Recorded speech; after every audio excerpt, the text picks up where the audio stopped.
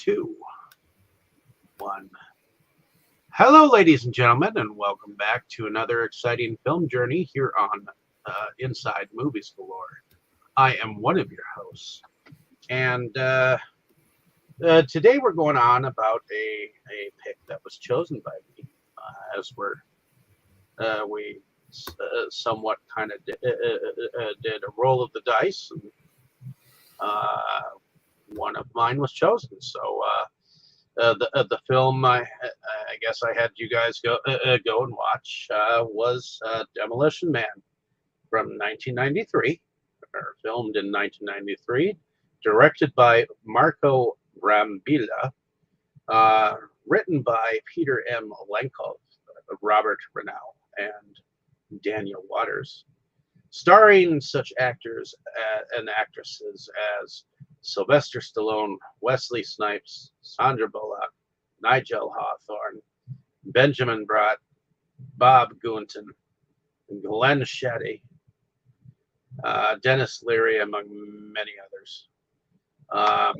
And the way IMDb describes this film is: a police officer is brought out of suspended animation in prison to pursue an old, ultra-violent nemesis who is loose in a non-violent future society. So, as with first impressions, let's go ahead and start with you, Brandon. You haven't been here for a while, so let's hear your thoughts on this film. Well, it is indeed a film. I remember seeing it. It's been a long time since I've seen this one. I know I saw it like a year or two after it came out on HBO, and I'm sure I've seen it like on TV or something afterwards, but it's one of those that kind of goes in the background. Just kind of a fun, action thing that you kind of chew on as you are doing something else. And it was kind of fun to come back to it. I'd had the Blu-ray, so it was a good excuse to get at it. And it was kind of fun. I always look at these kind of pieces that took place especially there's like a number of films that took place in the late 80s, early 90s that really kind of took that idea of a really hyper moralistic society, which makes sense in a way because that's was one of the things there, like moral majority, talk of mandatory church services. I mean, that stuff was going on in the United States at the time, so this kind of a cool. I think it kind of works with it. I mean, we covered another one, Rising Storm. It kind of hit on a similar future, but this one was a much cleaner one. So, it was actually kind of fun. I enjoyed it overall. Again, I'm glad to see it again. Okay. Heading over to you, Tammy. Was that the end of your first impressions then? Yeah, that was it. Okay. Heading over to you, Tammy. Was this first time watch for you? Oh no, I've seen this plenty of times. In fact, actually, it wasn't that long ago. But yeah, it's definitely intense. I do like Stallone as an actor, and he's got his, what I say, his normal bad boy persona. Bad boy in a good way, bad boy persona. That don't mess with me because he's not the bad guy, but he's got the bad boy persona. You know what I mean? But oh yeah, you kind of get fined for the way he talks repeatedly. Oh yeah, that was like, I remember the first time I watched this, which I don't know when it was, but it was like when he said something and that strip came out, it was like to find him, and I'm like, what? You know? So, um, yeah, I thought it was good. As it, it definitely had its comedy in there because, the future they don't they don't understand things that he was saying, and they don't understand the predicament they're in because they don't know. Um, They don't know violence of any kind. they don't know a lot of things. It turns out as the movie goes on. They don't Right. know a lot of things, and there's quite a lot of things that are against the law that you would they when Sandra Bullock's character you know reads off this list of things that are, oh, it's no good for you, so it's against the law, and this and this and this is no good for you, so it's against the law. It's like, oh, what? I mean, everyday things like salt is against the law. That's like, okay, really? Well, Uh, salt is bad for you. I get that, In but excess. Yeah. One minute they tell you something's bad for you, and the next minute they tell you it's great for you. So in Right. it's kind of hard to figure out what exactly is good for you anymore. and chocolate was on that list. Boy, I would have been in all kinds of trouble. Yeah, it's a little different from when Woody Allen woke up in the future and they found out that chocolate was like this great health food. But yeah, I enjoyed it. Definitely did not mind watching it again. So I like the action in it. I like the somewhat comedy in it. So yeah, and the cast I think is a great cast. So that's it. Okay. How about you, Kroll? Was this a first time watch for you?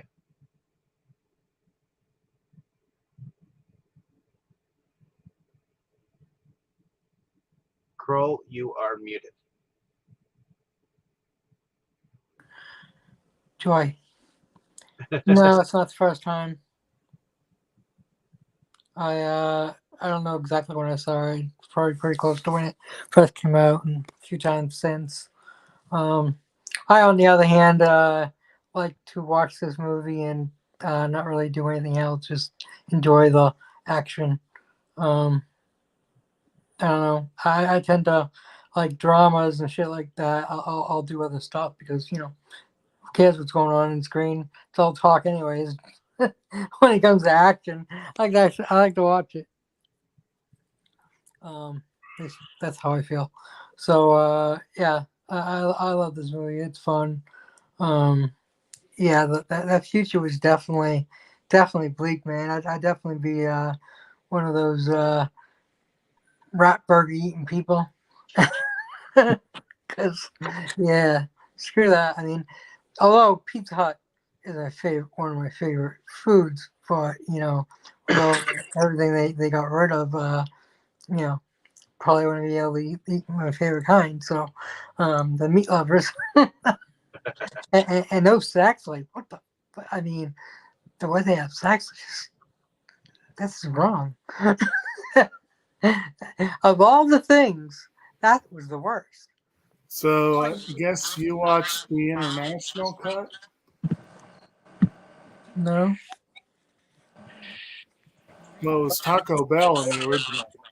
Can't have sex when you're exchanging bodily I thought it was Taco Bell in the original. fluids. Yeah. That's weird.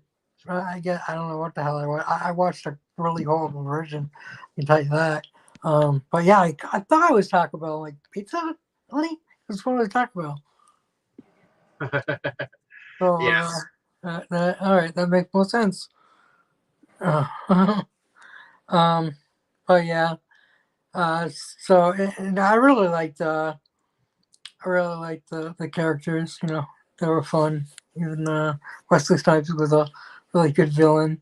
I really liked to hate him. You know, um, and Sandra Bullock was a great character.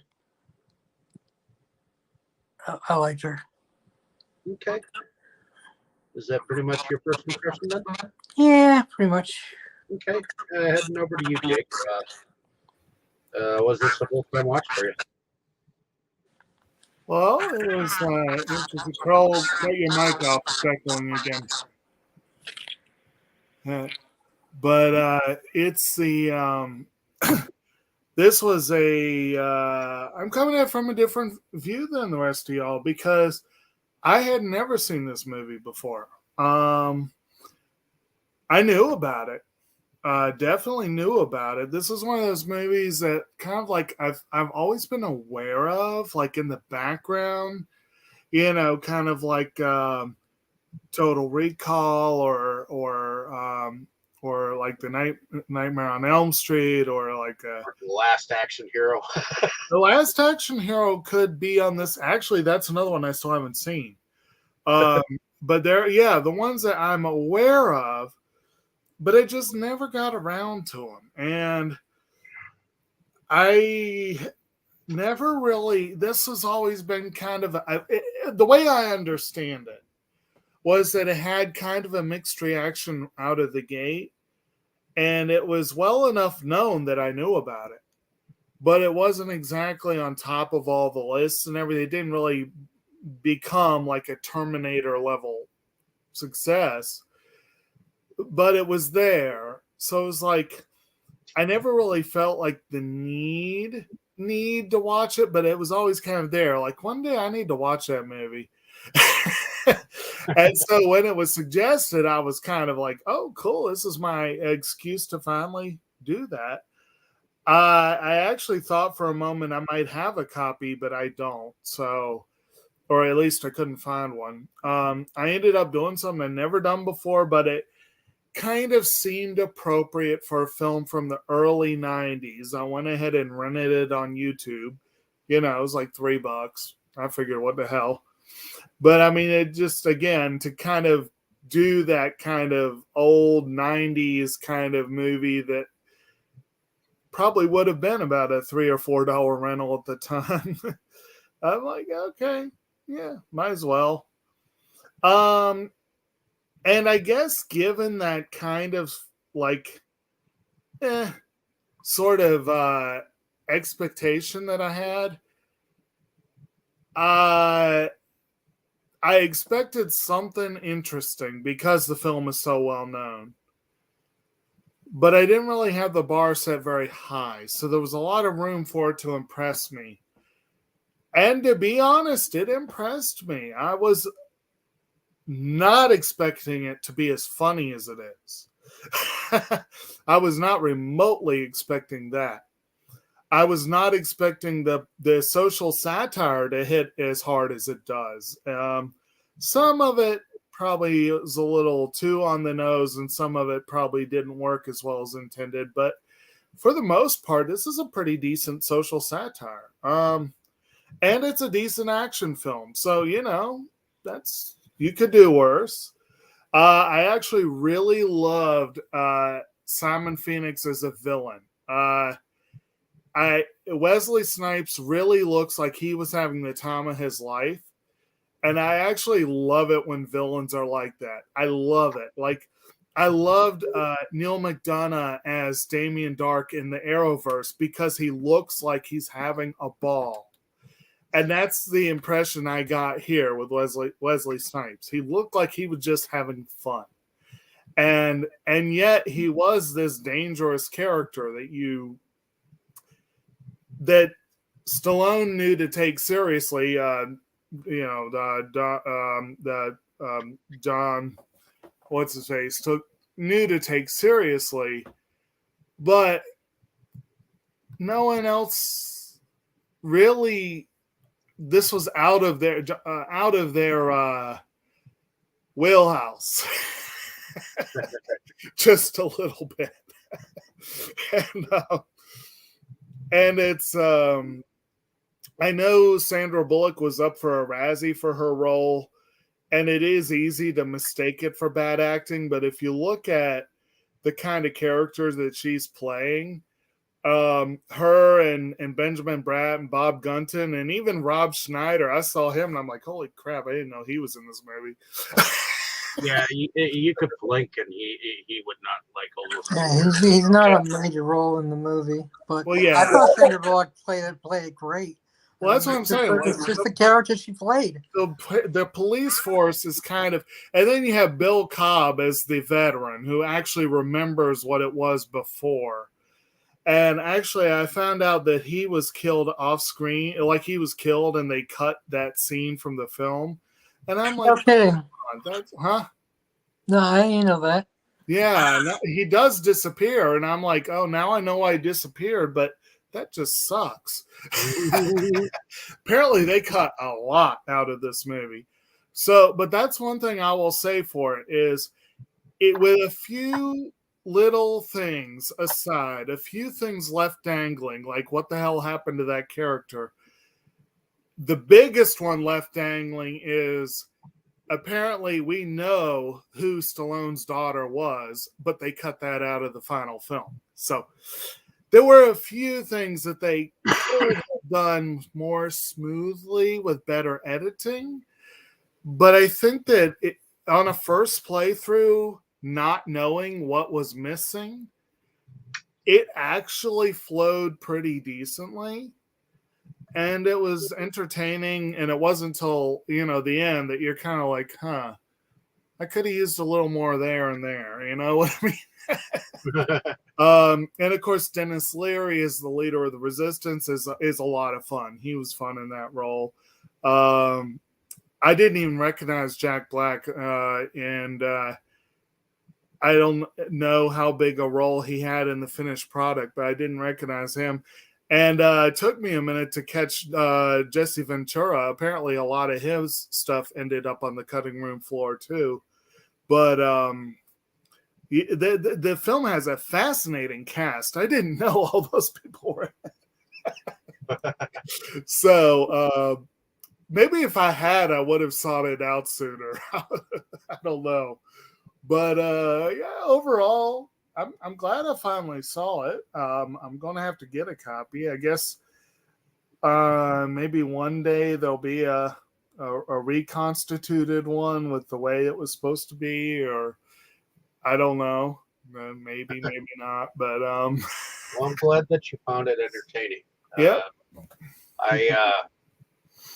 I myself, I guess my dad was into some action films along with his war history and westerns that he was so constantly watching. And I think I first saw this film with him myself. It was off and on like USA Today or TNT. And I would catch it here and there, and I always loved the concept of a future that only had one surviving restaurant, and it just so happened to be Taco Bell. It's like I said, when they announced that, the movie officially became a horror film. And now I've they seen won the franchise wars. And now I've seen both versions, because I remember seeing the one with Taco Bell, and the one we watched was with Pizza Hut. Okay. So I read that they chose Taco Bell because it was supposed to represent like the nadir of American dining. And Pizza Hut's bad, but it's nowhere near that bad. No, bite your tongue. Pizza Hut's awesome. But I think Kroll, was it you said you'd happily do the rat burgers? If your choice is rat burgers or Taco Bell, you might be trading up with home cooked rat burgers. Well, I mean, because I'm saying that the rat burgers, I'd be down there, not necessarily because of Pizza Hut. I love Pizza Hut, but because of the sex and everything else, like, I just couldn't live the way they lived. Right. I'm just saying, like, if the choice was between home cooked rat burgers and Taco Bell, you might actually be better off. In all fairness, it wasn't the type of Taco Bell that we're used to. True. I think we need a Netflix series the franchise wars. I want to see that play out. Well, I know that McDonald's had no wantage of being part of this film, and neither did Burger King. And Taco Bell, well, they had no problem whatsoever being like, "Hey, we'll be that franchise last franchise standing, so to speak."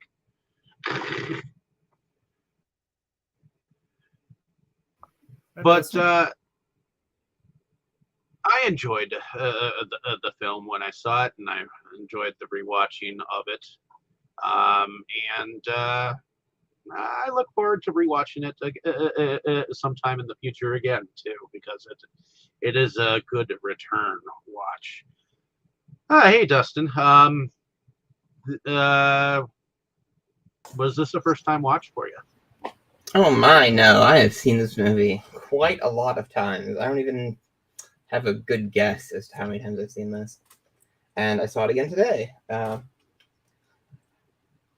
So I don't know when I first saw it. I think probably mid to late 2000s would be my guess. But it stuck out in my head as a really fun action movie.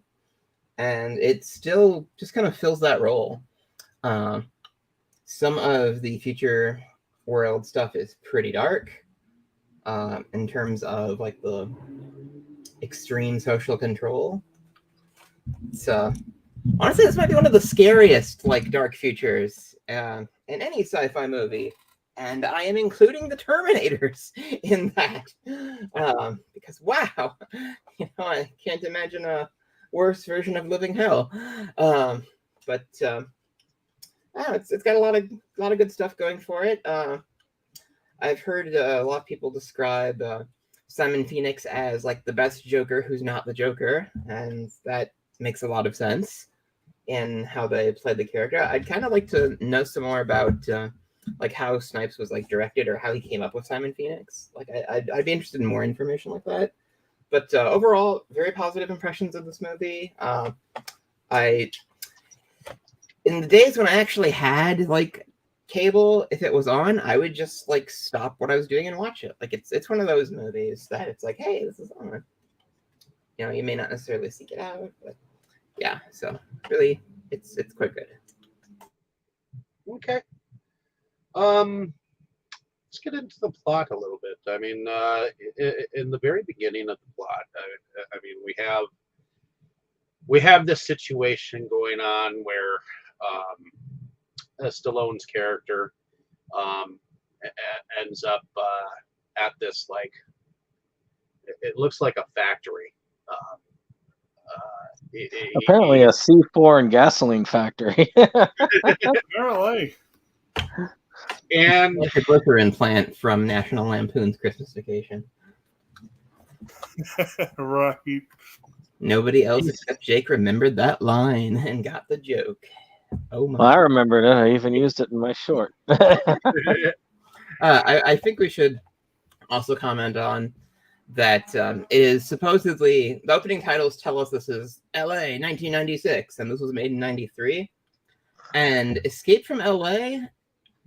and Predator 2 both, for some reason, thought that L.A. in 1996, only a couple of years away, or even in the past, I think, in Escape from L.A.'s case, they assumed L.A. would be just a field of open flames. What?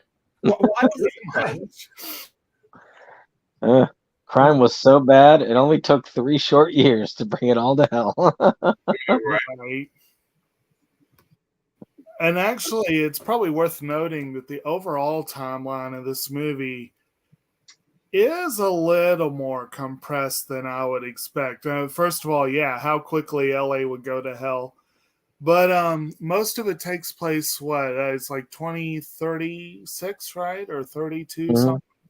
something like that. So basically, at least 40 years, right? Yeah, I think it was 40 years. But essentially, they're saying that we went from this hellish crime is destroying everything to about, I think it's 14 years later that they say that the big earthquake happened. And apparently, 2010. yeah, and apparently at that point in time, society was basically destroying itself. Like there was nothing left, going to be nothing left. And then the earthquake, and then this dude comes out of nowhere, is like the big savior or whatever. And so they go from society is at each other's throats to a cult completely under one man's control in less than 30 years. And I guess that's doable, but this was one charismatic dude, I guess. Yeah. But the And for weird the last murder to take place in 2010 as well. So, yeah. But the weird thing is that no one really remembers before except a few people who have vague memories of it. Like even like Bob Gunton looks like he's old enough that he should remember before, but he apparently doesn't. So either that or he drank the Kool-Aid so completely that, Well, in any case, John Spartan is Stallone's name in here. And he goes in on a chopper, and he's trying to catch this man by the name of Simon Phoenix, who is has done a little bit of everything: murder, rape. Yeah, I think they even refer to him as like a serial killer. murder, death, kill. Murder, death, kill. Murder, death, kill. So I guess they have this chase down in a building, and they're shooting at each other. And he I guess, lights the floor on fire because he's got like this flamethrower or flame gun or whatever. And John Spartan ends up jumping across the flames and at him, and the whole place kind of explodes. And right before it explodes, he jumps out the window, and evidently he's caught, Simon. But what he didn't know is that there were 30 dead bodies in the building. So not only did he catch his killer, they basically, put him away for all these bodies that came out of it. And he swears up and down that he checked the perimeters and whatnot. And I guess he said he did a thermal scan. Uh-huh. Yeah. Now, quick question. Did you mention the hostage situation? There was a hostage situation. Well, yes. He went in believing that there were 30 live hostages, and he was trying to find them. So the thing was they were more pinning him on basically recklessly endangering the hostages and ended up killing them. And of course, later on you find out, they weren't alive. It was just Phoenix setting him up, basically. Mm-hmm. Because he likes to do things like that. And because of this whole setup, they both get cryogenically frozen, and the time that they were said to have been frozen for was 70 years, I believe. Right. And I guess it's 2032. And were they both sentenced the same? I caught. Technically, Snipes' character was eligible for parole earlier. Okay, which but makes for so different much reasons. Sense. Yeah. I don't think it was entirely set in stone how many years both of them were, but I know that John Spartan's was 70 years.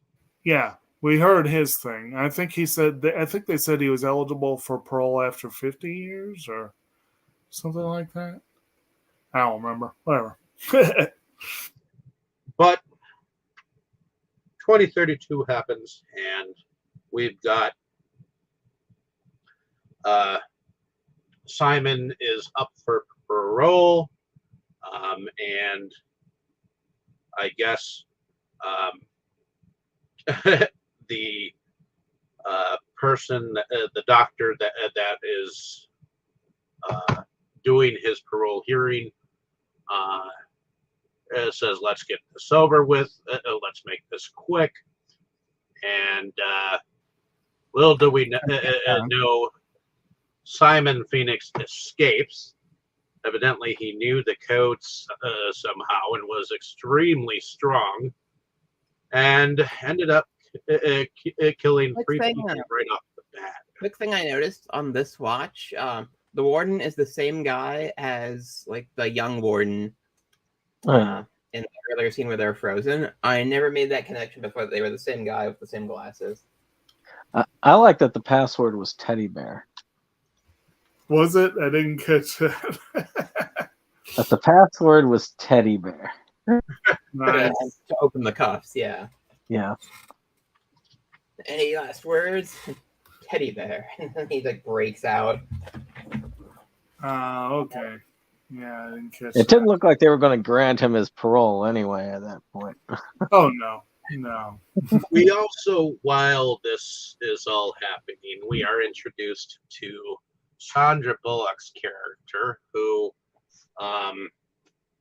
she is a police officer on the force.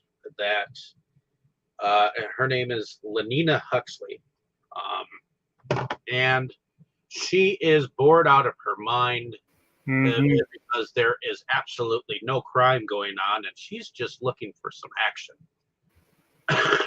Actually, before the prison break, she had called the warden for exactly that, basically, are you sure nothing's going on? You know, he's like, yeah, nothing's going on. Yeah. And she's obsessed with things from, what was it, 40 years ago or whatever? Well, the 20th century, yeah. 20th century. She's her office, you see all things that are like totally familiar to us, you know? Yeah. But yeah, she's totally obsessed. One thing that I guess is kind of, maybe you guys who've seen the movie more can say whether this is more made clear. But it's interesting that the implication is that most of this stuff has basically been expunged from society for being bad and therefore illegal. And yet she's a cop who's openly talking about her obsession with the 20th century. I think it's probably well known that she has been collecting this stuff. So it's in her office. If it's on the black market, is she breaking the law or what? I was a little unclear about that. I would have to say yes, she is breaking the law. But she's a cop, and all cops break the law. That's what they do. Right. I just found it kind of interesting that, she, on the one hand, she does seem to have a respect for the law and all that kind of stuff.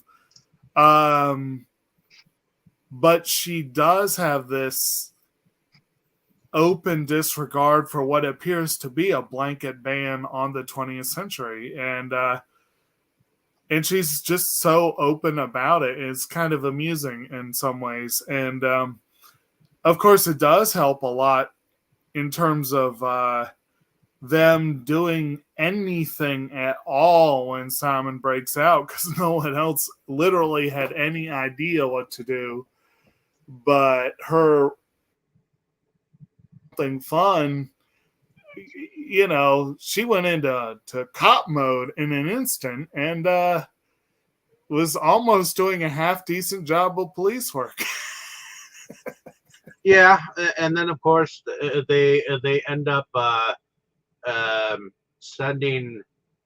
Well, she does a smart thing. She actually follows where the car went, like on the computer, right? And so she pinpoints exactly where the car is going through the main computer. and then she also has a squad go out and try to attempt to arrest him.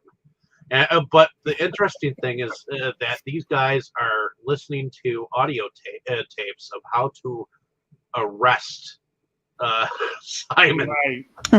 Yeah, this movie has some more great examples of what this other podcast I listened to talked about as the they did a review for Cobra, which is another Stallone movie, and they were talking about the similarities between the cops in Cobra, the other cops in Cobra, and the future cops in this. Like, they referred to them as like the soy cops who are just like, we should open a Montessori school at the crime scene and establish a diplomatic solution. These guys have like no experience with dealing with violent criminals anymore. And so, like you said, he has to like watch a how-to arrest because it just hasn't been done for a long time. Well, one of them straight up, Pacified. at one point, one of them straight up says, "We're police officers. We're not trained to handle this kind of violence." Exactly. It really kind of sells this world, I think, very well. I was actually thinking that was the chief of police that said that. I know he says it was the, Irwin. Which one was Irwin? That was the bald one. Oh, this was yeah, the he would bald be one. I think the one who says that line was like the other like young. It was like the other. I was young thinking guy. that was It Rob. was Rob Schneider that said it. Yeah. It was Rob Schneider. Okay. That was Rob Schneider. Well, Rob Schneider, you could almost blink and he was there, but yeah. He would do like handshakes with intimate crotch it's like he's in the background of his back facing the camera for like 2 frames. But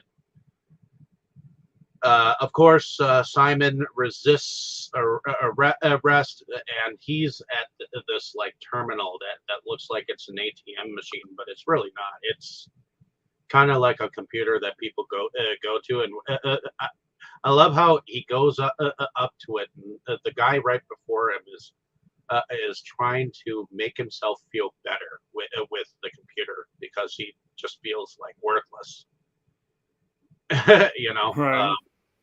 And for some reason, just thinking that a computer is like a therapist that you can go to, like when you feel bad, that's what kind of world that we're looking forward to. People are really doing that now, that AI chatbot stuff. It's pretty grim. Yeah. Yeah.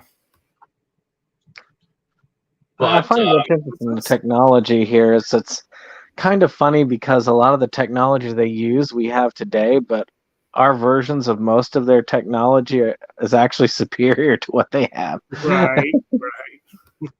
Although, again, we were talking about the quick timeline, the turnaround from what we had in 93 and what we saw in supposedly 96.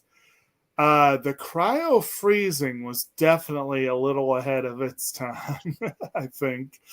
And certainly the way that it's presented here, especially if you mix all the reprogramming aspect into it. The way it's presented here a little bit is almost a little bit like Han Solo-ish. A little bit. When they cryogenically freeze Stallone, I mean, I don't know why they do this, but they freeze his ass naked. Whereas you can see Simon comes out fully clothed, or whatnot. Whether or not they show it that way, don't know. But because they didn't pay Wesley Snipes enough to get naked. But that being said, it looks like a cylindrical ice cube, basically, is what they put them in. And well, as we know, with Simon, we get him having him escape from the custody of the police. They don't catch him, and so I guess we have a conversation between chief of police and the leader of the nowadays LA. The guy is supposedly the savior. And he basically tells him, do everything in your power to, catch this guy. So one of the things that Lenina suggests is that, why don't we go and get John Spartan and, unfreeze his ass and put him back on the force so that he can catch this guy, because evidently he caught him before. I love the little thing where he saves a little girl, and they're upset about the mall destruction, and the girl just basically like, screw you. Well, like the lady's like, how do you justify this much damage when the girl's ransom was only this much? And the girl's like, fuck you, lady.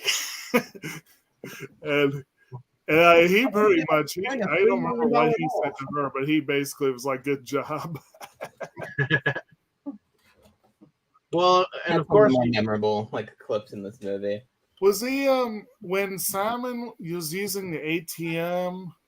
Was that the first time we saw the fines for language? Or I feel like we saw that before Spartan actually showed up. Yeah. It was with the police department, but yeah. Somebody said crack or something benign. Yeah. I think it was Sandra Bullock who okay, yeah. Oh hell, or something like that. Right. When she was walking into her office, she made a snide remark about her supervisor, I think it was. Yeah. I think she called him what a dick or something like that. Something like that. And it's kind of a running gag throughout the entire film. Yeah. Where they're in the police thing, especially when John Spartan gets in there and he's like, fuck shit, he just purposely makes it come out with paper. Well, when he did purposely, was that?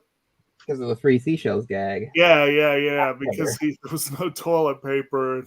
And then he goes over and grabs all the tickets. He's like, now I've solved the problem or whatever.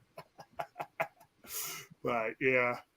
But that was he doesn't know about the 3 seashells. So I know a little bit of the background info on this movie, and I don't think the writers know about the 3 seashells. They just made it this obscure gag. Right. Well, everybody would know, right? And it's well, they don't know. They can't tell you, because apparently people ask them. It's hey, what were the 3 seashells? And it's we never went that far. I read a couple of them were in conversation, and one of them was standing in a bathroom and just looked around, and it's well, I have seashells here, and they were okay.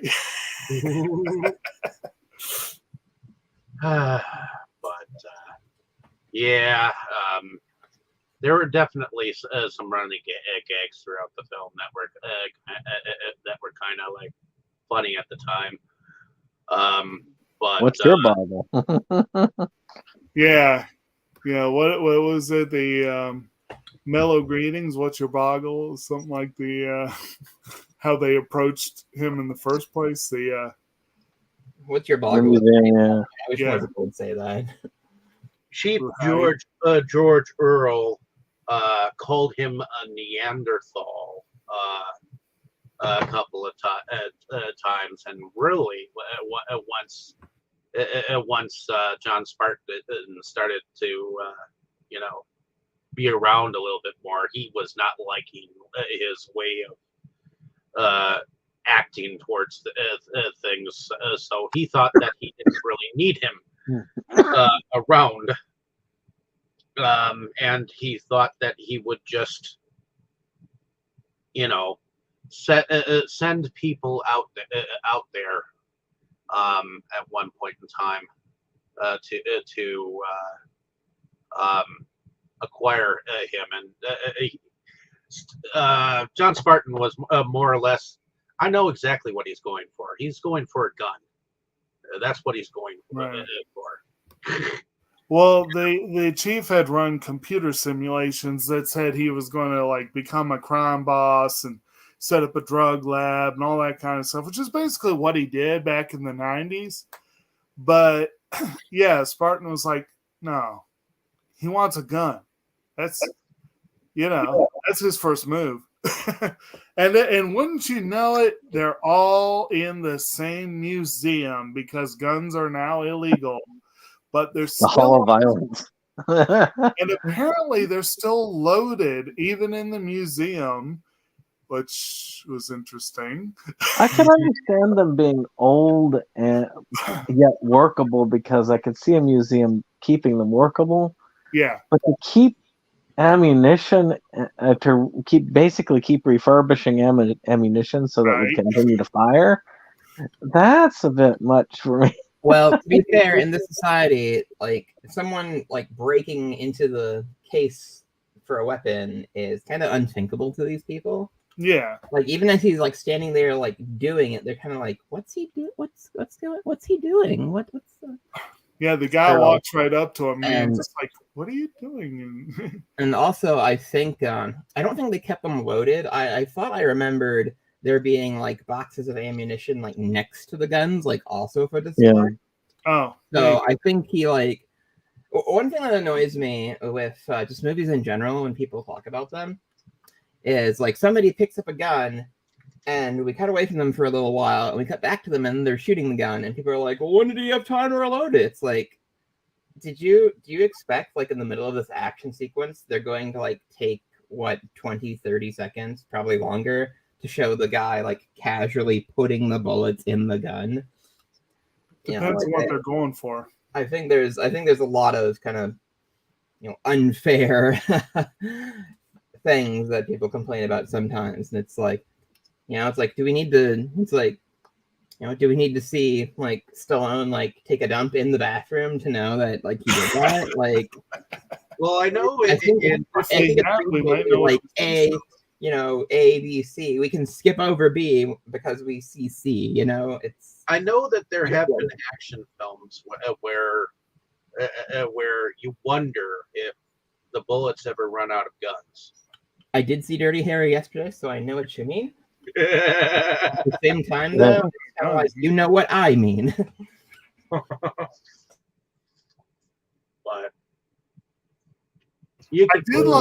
I did like when when Spartan first makes that assertion that he's going to go look for a gun, and then like, well, that's absurd. The only guns are in the museum and the armory or whatever.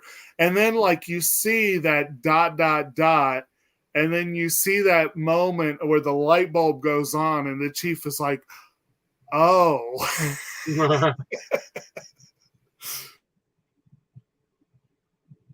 Oh yeah. So, of course, they end up showing up at the museum, and I think it's John Spartan who tells them, "Hey, I'll be out in 10 minutes." And so he does go in there, and I believe Simon he has acquired quite a few guns. Several of them, I think one of them is like a shotgun. Another seems to be one that is more of a futuristic type of a gun, where it needs to reload or heat, and then suddenly it blasts. It's kind of almost like a railgun, and he fires at it. He's like, it says he loved it from the word go, basically.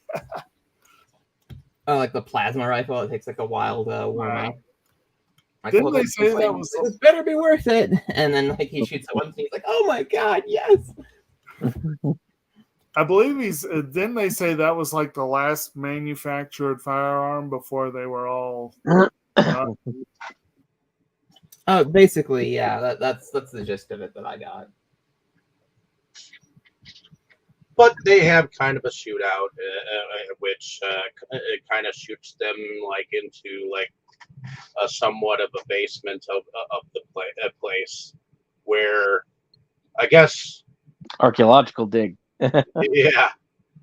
And there just Right. happens to be like a classic car that I guess Simon falls onto, and I guess somehow there's water on the ground, so he John Spartan is actually able to like slightly electrocute him, but ultimately Simon gets away, and he then I guess as he gets comes out of the building, I guess that's when Simon runs into the savior of the city, Dr. Raymond Cocteau. and Yeah, this is our first hint of what the main plot really is, like why Phoenix has been mysteriously released and suddenly knows all this stuff. Well, I guess we're not quite. We're hinted at that part of it, but There is the fact that Simon has this like he knew the password. When he was at that ATM, he was able to do all kinds of stuff he shouldn't have been able to do. he even said, like, I'm possessed. What's going on? Yeah, I think he makes some sort of comment like, I wonder if I can play the accordion or something. well, even John Spartan had some interesting skills. Yes, we don't know about that yet, but that was fun. Yeah, But- he tries to shoot Cocteau and just suddenly goes into like a trance almost. Well, yeah, and he's Yeah, pull the trigger unable on to kill Cocteau. him because evidently it was instilled in him in cryogenic mode that he was not to kill him or whatnot. And that's Right. what we eventually find out. Well, he's also, I think at this point, he's already heard the name or seen the face Edward Friendly. That's already That kind happened of, with the ATM, Yeah, the ATM. yeah. Because it seems it's like, oh, you're in the network. It just shows him. The system just shows him the information. Like, do you have someone to kill? And it like turns Friendly's face into a skull, like hypnotizes him. It's Right. like it's a real like what the hell moment. Like the first time you see it. Mm-hmm. And I think we've already mentioned that he seems to have enhanced strength now. Apparently, part of his training was, well, later we hear the list of like all the training programs that he was given. Basically, they kind of turned him into a super soldier while he was in cryosleep. Basically, they were trying to create the perfect assassin, pretty much. My favorite item on that list is explosives technician. Like Right. technician? We're that formal? Oh, they're all about the formal torture speech. methodology. Which, where do Yeah, you it was great. And it was after that point where you see the guy is not really able to take him out, but then he pretends that Spartan saved him. And that's when we get Taco Bell and that explanation. Yes. Well, Yeah, it's like he invites them out to dinner at Taco Bell, and I think Spartan is offended by it. He's like, this guy's supposed to be this bigwig or whatever, and he says I saved his life, and he wants to meet at Taco Bell. well, Well, I guess he's- depending upon I- the version that you see, it's either Taco Bell or Pizza Hut. So Right, but this is when we get the explanation about the franchise Yeah. wars and all that stuff. All restaurants are Taco Bell. Yeah, But I don't think he was necessarily offended, but he was a little confused because by that he's point, definitely confused. I think he knew there was some curveball coming somewhere. I would like to also point out, I learned this from Star Wars Episode 1 of all things, in like a roundabout way. Pizza Hut, Taco Bell, and KFC all owned by all have the same like owner, like they're the same company. Oh, Yeah, yeah. So that's I don't know if they still. I don't know if they were when that happened, when that came to be. I doubt it was when the movie came out. But yeah, there have been. I don't know if you guys have them up in the Midwest, but we did have combo restaurants. I I haven't seen one in I believe Wisconsin. Long John Silver is I also haven't seen part one of in Wisconsin, but I see them in Illinois all the time. I've seen Pizza Hut and Taco Bell combined. I'm wanting to say I've seen KFC combined with one or both, but I don't think I've seen a triple KFC threat. many times. Okay. And if you're really lucky, you do indeed get a Long John Silver's like KFC every once in a while. Which rocks, by the way. If you can find one, go. And of course, when they go, it's like everyone's dressed to the nines, and it's like this fine dining restaurant. It's like they're in a solid gold McDonald's. It's like what? It's like they're in the solid gold McDonald's or something like that, you know? I'm thinking more like a legit you would go out to dine at a place like this. Yeah. And they even serve the food, and it's served like you see in like a French restaurant or whatever, with the tiny portions and all that stuff. And Spartan looks at it just like, the hell is this? If I wasn't so hungry, I That's would. the only restaurant left. yeah, he makes that. Please That's not a pass the remark. salt. Good thing I'm not hungry. Or something like that. But yeah, so but John Spartan ends up getting that feeling that danger has arisen, and I guess that's when we get the sketch. Are they called sketches or Scraps? Scratches. Scraps. Dude. Come on, get it right. These people that call themselves or are called the Scratches, which I guess they live underneath the city, and these are people who do not want to follow the rules of the Savior. I love the whole line that Dennis Leary says when they actually finally like go down into the underground. That whole Right. like line that he says, I forget exactly all that he says, but we'll get there in a moment. So I guess the Scratches arrive, and They are called scraps. We've said that like 4 or 5 times. Scraps, like dinner scraps. Right. the Scraps. Which actually is worth noting that outside the restaurant, Spartan has seen them a couple of times, like out of the corner of his eye, and he doesn't know what's going on. Yeah, there's like an up periscope that seems to watch them every so Right. often. It's like Here he sees activity that, as a police officer, he understands something's about to go down. He doesn't know what, but he knows this is something's about to go down activity. So he tells them, he's like, I'm going to go across the street. I think something's about to happen or something like that. And he goes out.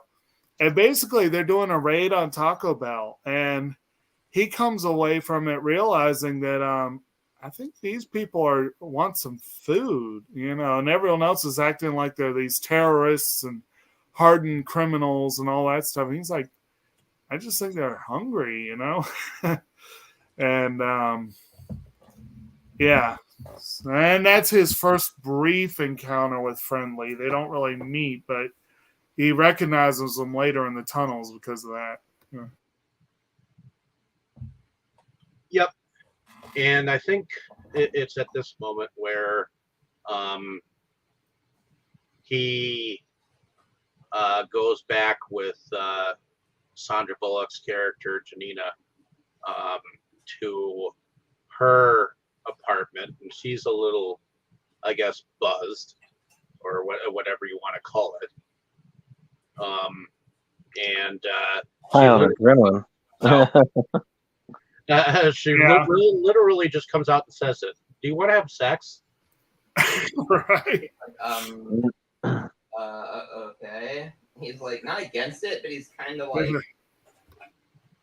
nervous. It's like it's not usual. Right. It's just like, I'll get ready. I'll be right back. And then comes right back and gives him a VR headset and a towel. It's like, I like how he's just kind of like looking around beforehand, like, okay, he's like taking off his jacket, and he's just kind of like dying to it, right. but not 100% on board, not like 100% comfortable with it because it's like so forward. Yeah. So I kind of like the little like subtle acting moments where he's like, I guess I'll do it. Like, why? Why are we? Okay. Like that's the vibe I get from it, and I appreciate that. And the way that they show how the VR sex is done, that looks more like a nightmarish hell thing I than it know. does actually pleasurable. So It did not look like. Well, supposedly, once the program started, it initialized, stuff having to do with like the nervous system or whatnot, and gave you a sense of euphoric pleasure. And it makes sense as confused and new to the whole idea as he was. In fact, he didn't even really know what the idea was. Really, that would make sense. So if we're seeing what he's seeing, it would be kind of disturbing and disjointed and weird. She seemed to be having fun. So either she really likes that shit or she was seeing something else entirely. Well, I was thinking we could do it the old-fashioned way. And she's like, ew! Exchange fluids? Ew! And she was like, they even outlawed lip fluids or whatever. Right. Which meant kissing. But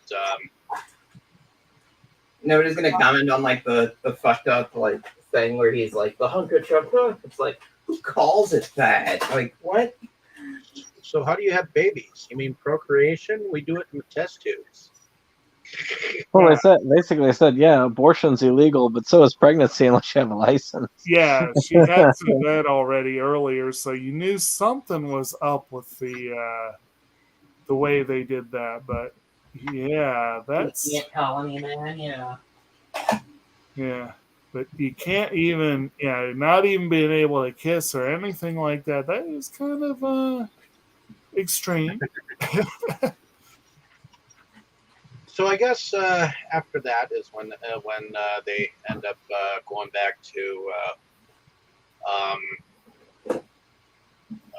the police station. I think they have a conversation, Lenina and John, about how when he was cryogenically, reinstated, he was given like a specific personality, and that was specifically like after he had knitted her a sweater as an apology. Yes. The next day, he presents her a fully knitted sweater that looks great, and she loves it, of course. And he's like, I don't even know how I knew how to do this or whatever. And I think she explained the re-education him, and so he's like, so wait. He does get offended then when he realizes they intentionally made him want to knit. So they thought that my talents were that more that of a tailor. The seamstress, I believe, is the term he used. Seamstress. Yeah. And somewhere along there was a line that it was amused by. I can't remember before that, if it was before that or after. But he had a little throwaway thing where he got to do a dig at Schwarzenegger, where they were talking about the Schwarzenegger. Oh yeah. And it was like, stop. You're president. President? Well, wasn't there a library dealing with the Schwarzenegger library? Or Well, something like that's what it was. The Schwarzenegger Presidential Library is what she was talking about, and he was like, "What?" Yeah, because those two were the titans of the action films, and I think they were competing with each other. They're quite a When rivalry. was Stop or My Mom Will Shoot? When was that film? Sort of around that time, I feel like. I want to say 91 because I saw the poster for that when I was looking up the Demolition Man. That sounds about right. I could see. And, the story goes that Schwarzenegger thought it was a really bad script, but then he pretended to be interested in it, and then, asked for too much, knowing they'd offer Stallone, and he made sure Stallone knew that he was interested in it, and so he basically tricked Stallone into doing it in this really like a roundabout way, or so the story goes that I was told. Yeah, and Stallone still, in his own way, hasn't really forgiven him for it. That was somewhat mean, honestly. Right. It's funny, but at the same time, like, ooh, rude. There is a way that they find out that Simon was in fact downloaded this. They go to confront Cocteau because at this point, Spartan is pretty much. He watched the security tape. He got a copy of it from Lenina, and he's like, "Just call it a cop hunch." And he watched the security tape, and he watched their interaction, and he's like, he comes away from it going, "Cocteau has something on this guy," or something like that, And then, so as they're going up to confront him, I like the no, John Spartan, you do not accuse the savior of our city of being in league with a multi-murder death killer like Simon Phoenix. It's rude. Yeah. And he's like, "I'll be subtle. I'm good at subtle."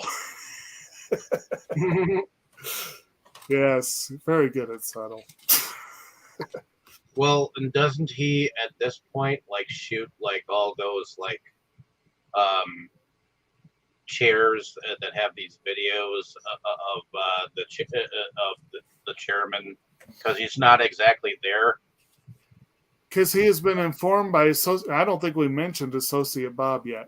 He has been informed by Associate Bob that the good doctor is not there at the moment. I always think Beetlejuice with him. He calls his bluff.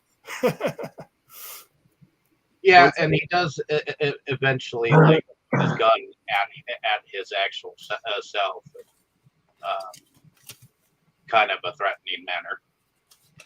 And he basically tells him, "Hey, you will no longer have the rights to be doing any of this. As soon as you get out of this property, you're getting arrested," and basically stonewalling him, and telling him, "Hey, you're going to go back into cryogenic, capacity." Right.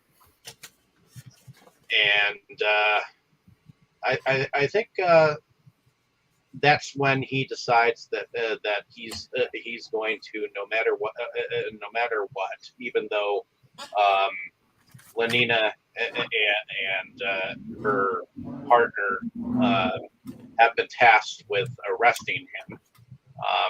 He needs to go down into the underground and find Simon underneath the city. So I think that's basically what he goes and does. And he's like, "I don't care. I care what you guys think. You guys can either join me or stay the fuck back." Pretty much. So they do go down, and and once they go down and through the sewer area a little bit, they notice this pungent smell, according to them, but he recognizes it as char grilled burgers. Indeed. And so he pretty much trades a Rolex watch for a burger and a beer because he hasn't had one in years. And I like how the wimpy cops are like, do you know what don't ask where the meat comes from. And he's like, what? Do you see any cows? And it's like, it's carne de rata. Rat burger. And then he just like cautiously takes another bite and he's like, you know what? This is fine. Right. It's like, relative to the other stuff, I think this is okay. Right. Which, as long as it was properly cooked to the right temperature, that'll get rid of most of the diseases and parasites. Maybe not all of them, but And I mean, let's say they're raising them. They might not have as many as you would expect. Sure. So if this movie was made like a few years later, after people had the idea, I bet it would probably have been like a cricket burger.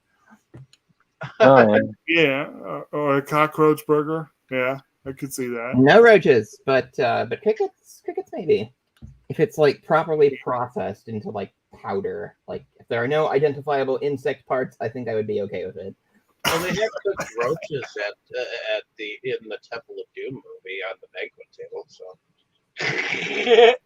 Right. But that being said, it's be like anti-order. So shortly afterwards, they run into Edward and Edward's friends and some of his associates. But we also get a moment of scenery where Simon has actually gathered a bunch of his goons that he's already cryogenically unfrozen. Well, first he has a great scene where he shows up unannounced and uninvited in Cocteau's office and basically says, I need these people. And he's like, you want me to do the job, I'll do it, but I want a crew, and I want this crew. Yeah. But yeah, we definitely have that conversation, which like ignites them out from wherever they were, which I believe was in the cryogenic atmosphere. Right. But and one of whom is our boy Jesse Ventura. Yeah, which we vaguely only see like maybe only like not 2 much. seconds. Dear God, like he is in there, isn't he? And I just did not recognize him. Yeah. In this movie, probably 30 times if I had to guess. Man, Yeah, I'm sure he's kind of disappointed with how little screen time he had. But well, like I said, I understand that most of that crew had a lot more screen time, but they were forced to cut almost an hour out of the film, and well, they ended up already a pretty long film, so I can understand that. well, I know Blade Runner has like several different cuts out there. They should try to like put together and splice together like an extended version or something like that just to see what was cut. Wait, I said an hour. I think it was more like 40 minutes. So yeah, that Same difference. yeah. But in any case, so we have his band of goons that he's like, okay, let's cause some damage here, So, but we have John Sparta and his little crew meet up with the underground Edward friend, and they're caught in the crossfire of Simon Phoenix and his goons. And I like this moment because you know, Friends actually shoots down that bridge that he's Right. like he falls to the ground. It looks like it's from some height, but he lands on his feet. You know. You did mention his little speech, right? Yeah, he did He have does have a good little speech. he does have a good little speech. I want to see if I can find. I've got it here. It's I guess Leary like, just ranting basically. yeah. It's like I guess you weren't part of the Cocteau plan. Greed, deception, abuse of power, that's no plan. He's like, that's why everyone's down here? You got that right. See, according to Cocteau's plan, I'm the enemy because I like to think. I like to read. I'm into freedom of speech and freedom of choice. I'm the kind of guy who wants to sit in a greasy spoon and think, gee, should I have the T-bone steak or the jumbo rack of barbecued ribs with the side order of gravy fries? I want high cholesterol. I want to eat bacon, butter, and buckets of cheese, okay? I want to smoke a Cuban cigar the size of Cincinnati in a non-smoking section. I want to run through the streets naked with green jello all over my body reading Playboy magazine. Why? Because I suddenly might feel the need to. It's like, I've seen the future. You know what it is? It's 47-year-old virgin sitting around in his beige pajamas, drinking a banana broccoli shake, singing I'm an Oscar Mayer wiener. You want to live on top, you got to live Cocteau's way. What he wants, when he wants, how he wants. Your other choice, come down here, maybe starve to death. Yeah, and then there's all I want to do is bury Cocteau up to his neck and shit and let him think happy, happy thoughts forever.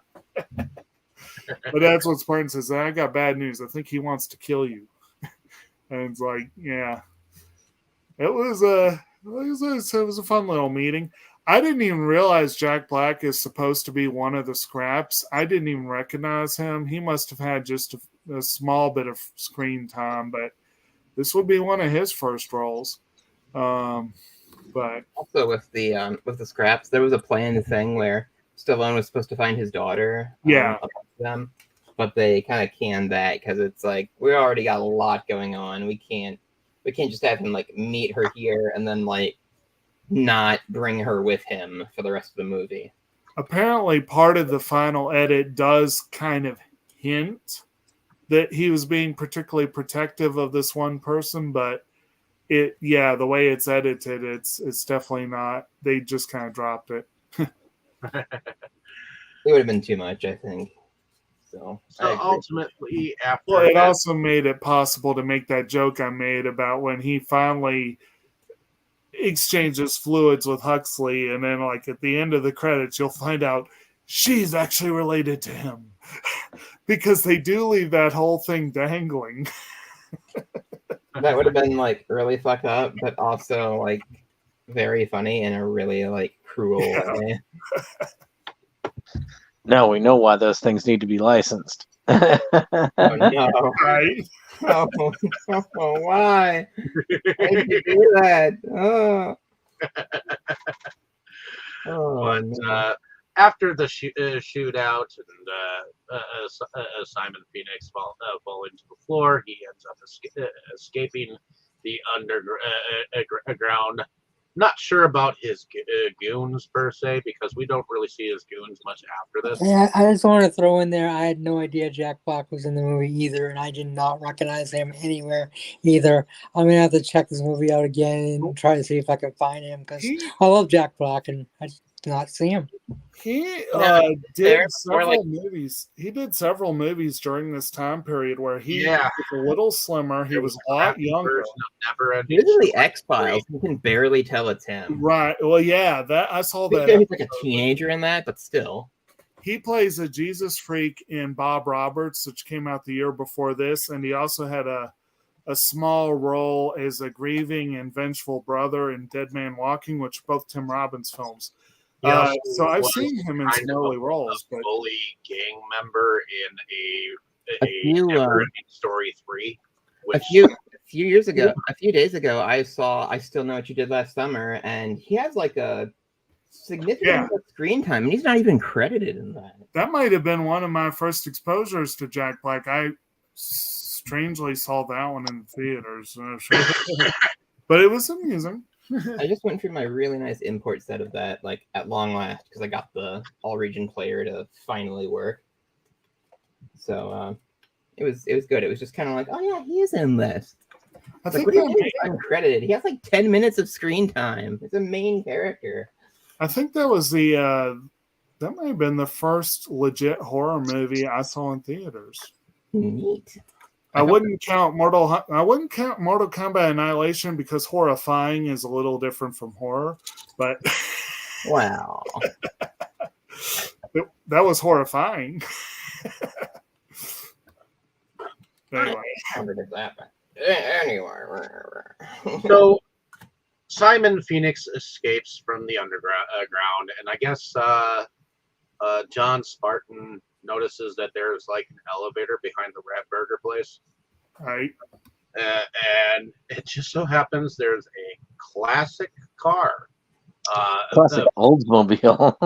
Actually, it's not an Oldsmobile. Tammy, what car is it?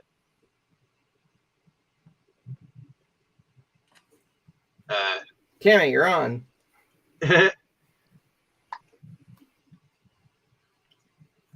And that's a joke. Anyway. Well,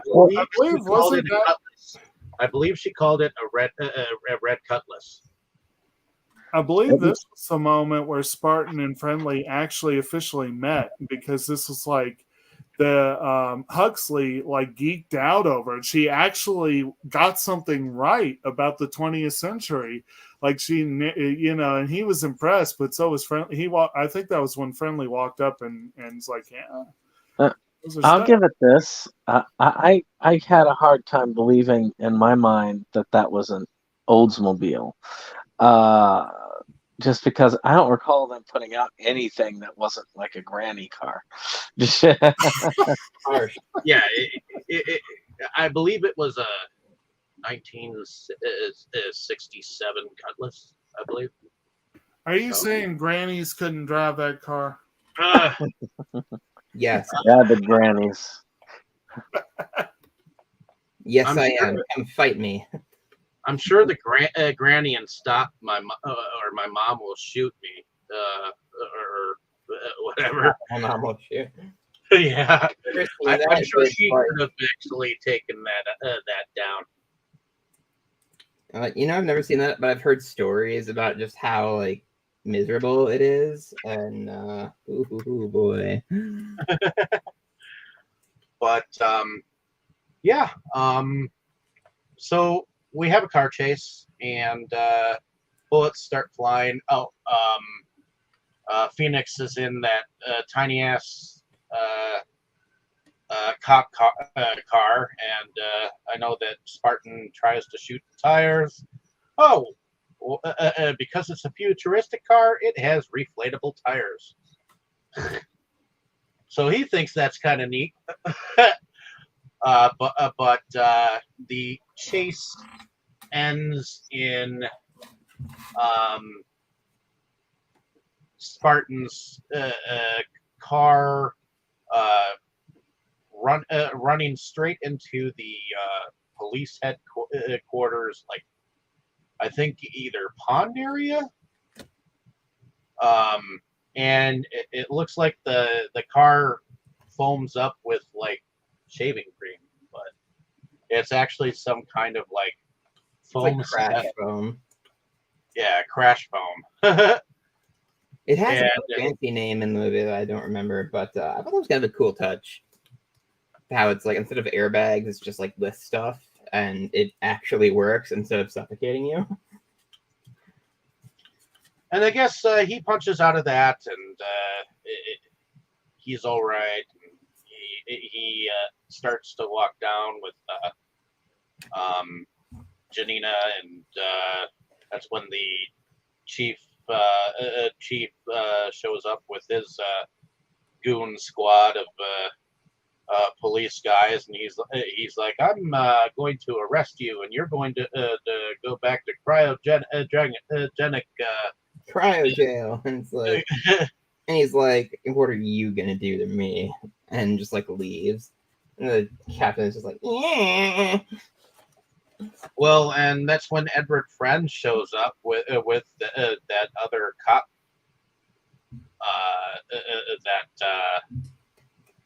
Just see. Oh, that other cop that was played by Benjamin Bratt. I forget his name, but before they actually go into the sewer, I guess he starts singing some like children's song that I thought was kind of funny. Alfredo Garcia is Brad's character. My dog's better than yours. Yeah. My dog's better than yours. That was an interesting part. They were doing that ride around with Garcia and Huxley and Spartan, and they're like, I know what you like. You want to hear some music from your era, and they put on what they call it, the oldies station, and it's basically just jingles. It's like, yeah, they called them mini tunes. It's just like all ads. Yeah. And it's like you called them commercials, and it's like, yeah, are you fucking kidding me? That Can I partner with Phoenix to destroy this society? Oh yeah. Well, that's what I would be doing then. I'm not a good person, so. But Edward Friend shows up, and they're all kind of like, well, let's viva la revolution, this whole frickin' thing. And I guess they find out that Simon Phoenix is actually over at the cryo jail, and he's trying to make sure all of the cryo jailmates end up like, I guess he's taken Bob over there to unfreeze all of these prisoners. So he's usurped Cocteau, who stupidly, when he throws those other guys out, forgot to do like the programming to them too. So in a scene I don't think we quite covered yet, Cocteau is explaining like his plans for where he's going to take the society, like even further down like the oppression route. And Phoenix is like, you remind me of an evil Mr. Rogers. And he just tosses the gun. Like he tries to shoot him a couple more times, but he just can't do it. So he tosses the gun to like one of his goons. He's like, "Would you kill him, please?" And Cocteau has like this flash in his face, like, "Oh no, I didn't think of that." And the guy like just blasts him a bunch of times and then throw him into the fireplace. Well, the thing about the character is he's arrogant because he's had so much power for so long, and everybody around him's been an idiot for so long. That's why, I mean, if you look at his plans and all this, he leaves. He doesn't really cover his tracks. He just leaves everything in plain sight because he knows no one is going to call him on it. And that's submission. Yeah, exactly. Especially so he just expected the other guy to follow in that footstep, which is silly.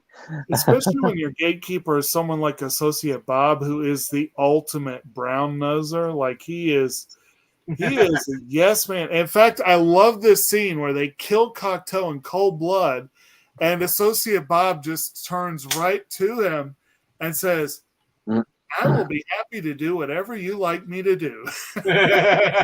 Basically, just I'm paraphrasing, but he's basically just like, I will just and actually there's an old man. I remember a little bit about that because that's one of my favorite moments. It's like, so Phoenix comes up to him, "So what do we do with you?" It's like, "Well, I would be happy to serve you in any way I can during your administration."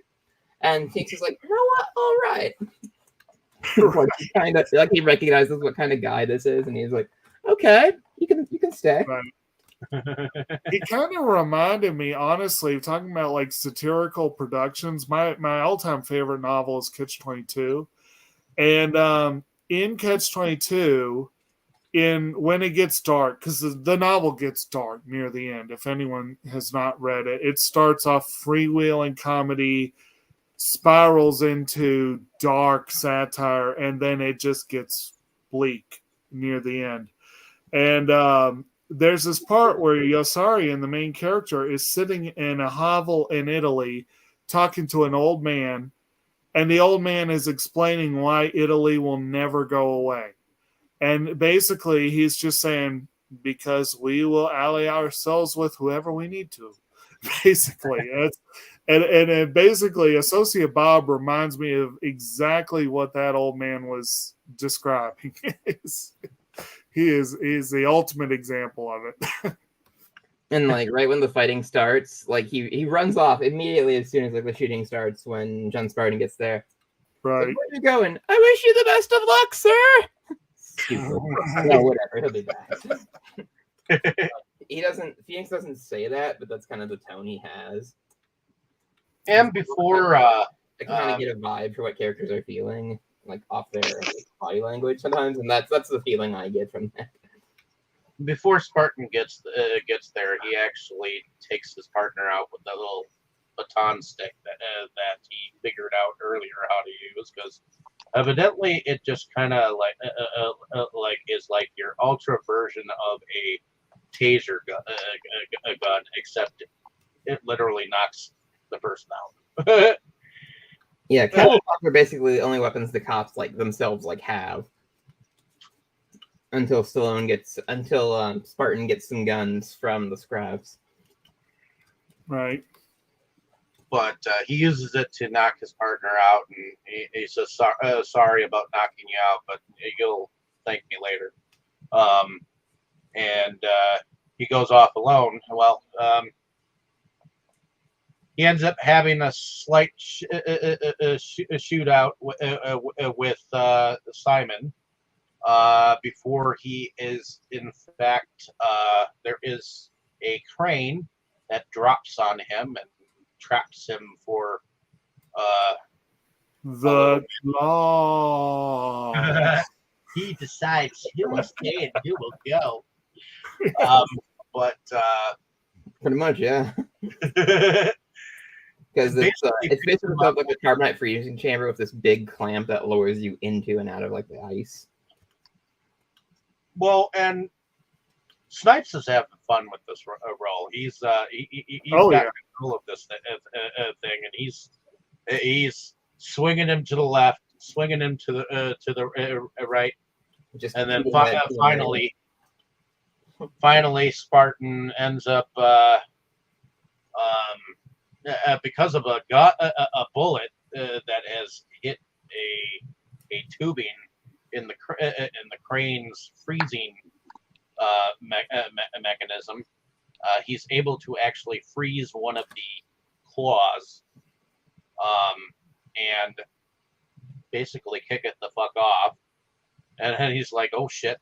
And then he Tarzans across and lands on an upper level, and they end up having a grappling moment where they're kind of wrestling each other to the floor.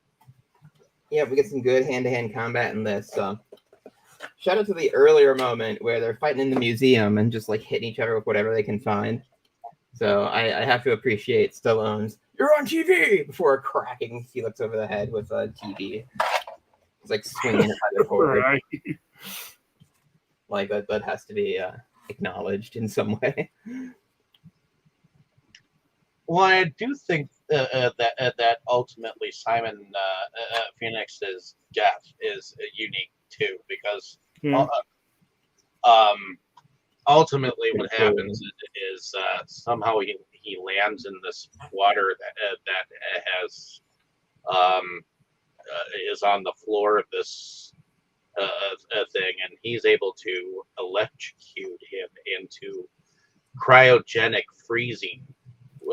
Essentially, they have a device that kind of, I guess, triggers the freeze, and Spartan has it, and he times it so that he can catch Simon like with his feet in the water, basically. Yeah, it's a callback to the opening scene with the gasoline. And they even redo the line where it's like, "Yeah, sure is cold in here, isn't it?" It was like, is it cold in here or is it just me, right? Never call back. I'd lose my head if it wasn't attached. Yes, they do call that back too, yes. Yes, you would. I've been really liking those movie reactions lately, and this is a uncommon but still pretty popular one, and a lot of people frankly miss some of those callbacks there because it's like they hit you over the head with it, but some people just don't get it. It's shocking, really. Well, sometimes on first viewing, you're not going to catch everything, but yeah, that makes sense. That they do that definitely for the camera too. When Stallone says the exact same line back to him, that's definitely a callback that's hard to miss. Oh, yeah. And I guess that cryo jail isn't that far from the police station because he comes out of there and meets up with Janina because evidently she's conscious now, and I guess the police Did chief. you? Yeah. I'm sorry. Did you mention why they were in the cryo jail? Yeah. Okay. The whole reason why they were in the cryo jail was because Simon had actually taken Bob to go and unfreeze the rest of the criminals. He has that one moment. His army of creeps plan was being set in motion, and this is something that kind of always bothered me. After he has like the technicians like start the process, like he shoots them all. I always thought he shot like his remaining goons in this scene too, and it's like you need those dudes. Like you're releasing more of those dudes because you need more of those dudes. Why would you shoot those dudes? Yeah, it's kind of weird. Yeah, that was one thing that kind of didn't sit well with me. Then again, I think you, Dustin, had made the comparison that he kind of had shades of the Joker. That's exactly the sort of thing Joker would do just for a laugh, you know? And I guess there have been times where I've almost mistaken Dennis Rodman for Wesley Snipes in this movie. Probably directly inspired one way or the other. Don't let Snipes hear you say that. From what I've heard, apparently he hated his look, and apparently Rodman did copy his look on this character. I thought so. I remember it was like One Direction or another, and I guess it was Rodman copying. I think getting back to what Dustin said, I think the reason he shot all them people was so that they could not refreeze anybody. Oh yeah, that would make sense. Or get in the way of the battle with Spartan. He's just an agent of destruction, you know. He wants to kill everybody and everything. Pretty much, he just is. As I said before, he's the Joker essentially. That's true, but I think the big reason for shooting them though is they knew how to not only unfreeze, they knew how to freeze. So he figured if he got rid of them, if for some reason he got caught again, there wouldn't be anybody to freeze him again. True. So I think those are all valid reasons why he probably did that. Like they all make sense, and I can see them all being like correct. So. Well, and once he gets out of the cryo jail, the police chief comes to him and it's like, well, what do we do now? You know, and I basically think he basically told him, well, you just live. Well, I like how they got the guy, because you've got both sides, and Ellen's like, yeah, we're going to do all this, and like all this like crazy stuff, and it's like, I think we need to find something in between, essentially. Well, basically, I think he said that, like, he told the cops, it's like, you guys, you need to get a little dirtier, and then he looks at Friendly, he's like, you need to get a whole lot cleaner. And then we do have that little scene there where Associate Bob comes up to Friendly and tries to brown nose him. And he's like, well, first, man, we got to talk about your hair. And there's the rug. You look like a couch. Yeah, exactly. Well, he's pretty much the same character he played in Beetlejuice, practically. That's the guy from Beetlejuice, wasn't it? Yep, he was from Beetlejuice, and he also was Potiphar in Jesus Christ. Yeah, I This was is gonna outfit say was he's the almost the same guy same. with Beetlejuice, and Oh, he's Glenn wearing Shadow almost the same outfit too.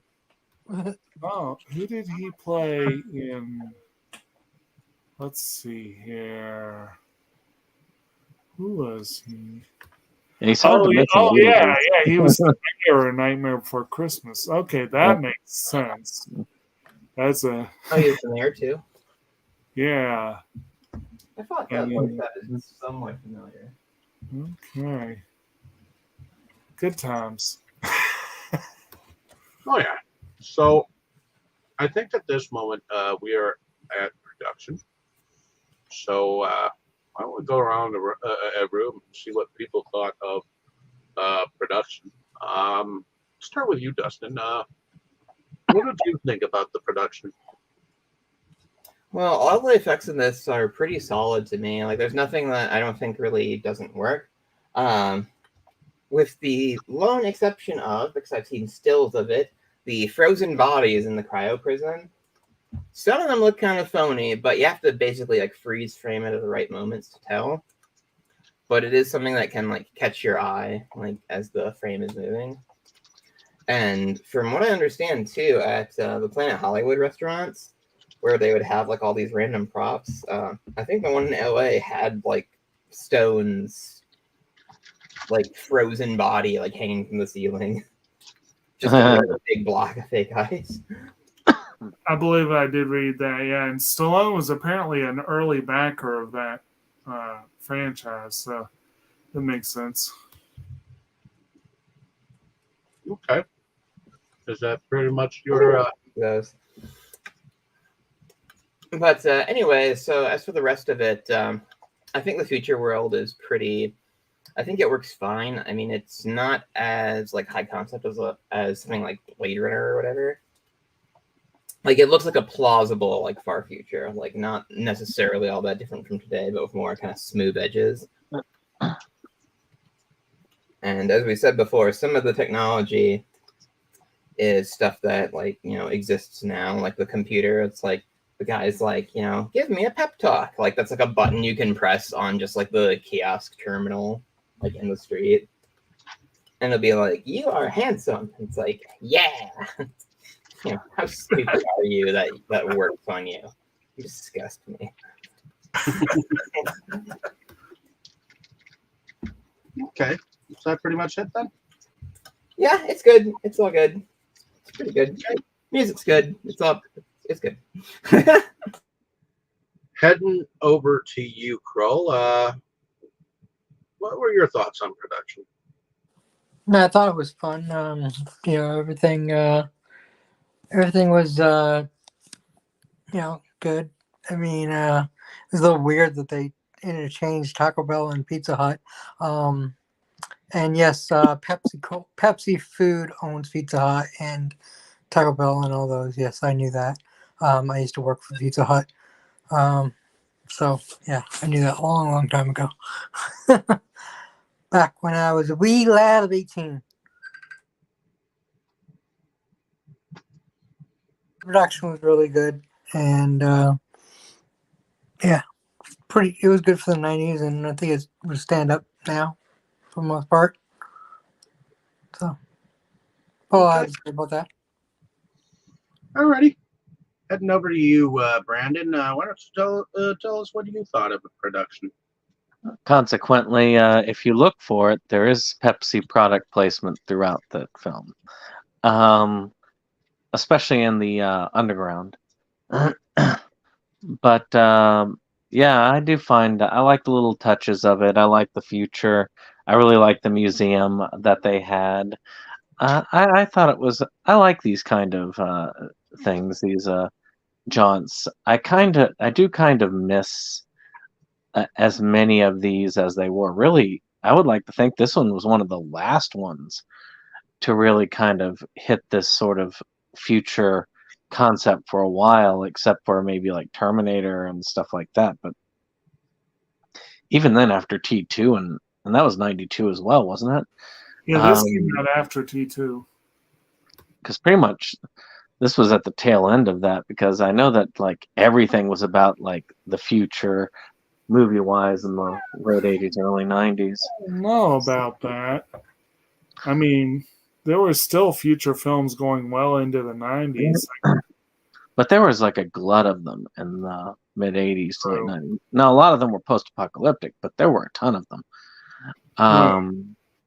So, I feel like it slowed down after this point. It was starting to slow. But still fun. I enjoyed this take. I would love to watch again in the future if I have time. Okay. What about you, Tammy? What were your thoughts on the production? I thought it was pretty decent. I mean, it wasn't the way they made the future look wasn't like really off the wall or anything. It wasn't like everybody was running around in spaceships and things like that.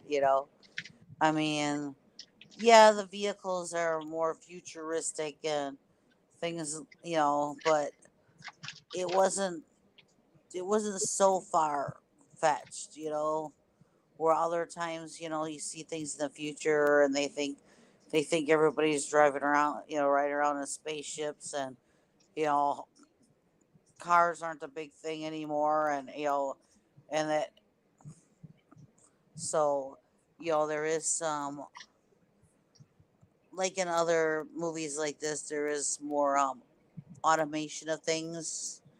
When they walk into their apartments, they said lights, the lights come on, everything is, you know easily done or turned on, or things are turned on easier and things like that. Your typical, let's say, thing is using as least amount of effort as possible to do things. That's a big thing with like the future movies, which there's definitely some of that in here. But Vex wise, I thought it was, pretty decent. I mean, um, you know, definitely had some really good shootouts and things, which is come to expect, especially if Stallone is in the movie. So, um, but yeah, like you said, I think it was good because there was some imagination as to things in the future, but I don't think it was too over the top to where it couldn't actually be. And So, yet, at the same time, it was extreme. well, the laws were the laws. Some of the laws and rules and stuff were extreme, yes. But as far as things of the future, I don't think were really that extreme. They were plausible. hmm The vehicles that was plausible. I mean, look at, hey, there's already a lot of electronic vehicles out there already. As far as your household with all the everything being so automated and everything. You know, I don't think it's that far fetched, but the Alrighty. the freezing and the cryogenics, well, it actually would be kind of interesting if it actually really ever happened. I'm sure it would cut down on a lot of overcrowding, but it's an interesting concept. It sounds like it maybe wasn't such a great thing, though, because I think we kind of glossed over the scene where they're discussing, what's it like in the cryo prison. And Stallone's like, well, I was awake. And somebody at the table is like, aren't they supposed to be unconscious for that? Yeah. So it would be it would be a pretty serious torture, I think. Yeah. Okay. What about you, Jake? Thoughts on production? Well, first of all, I don't know.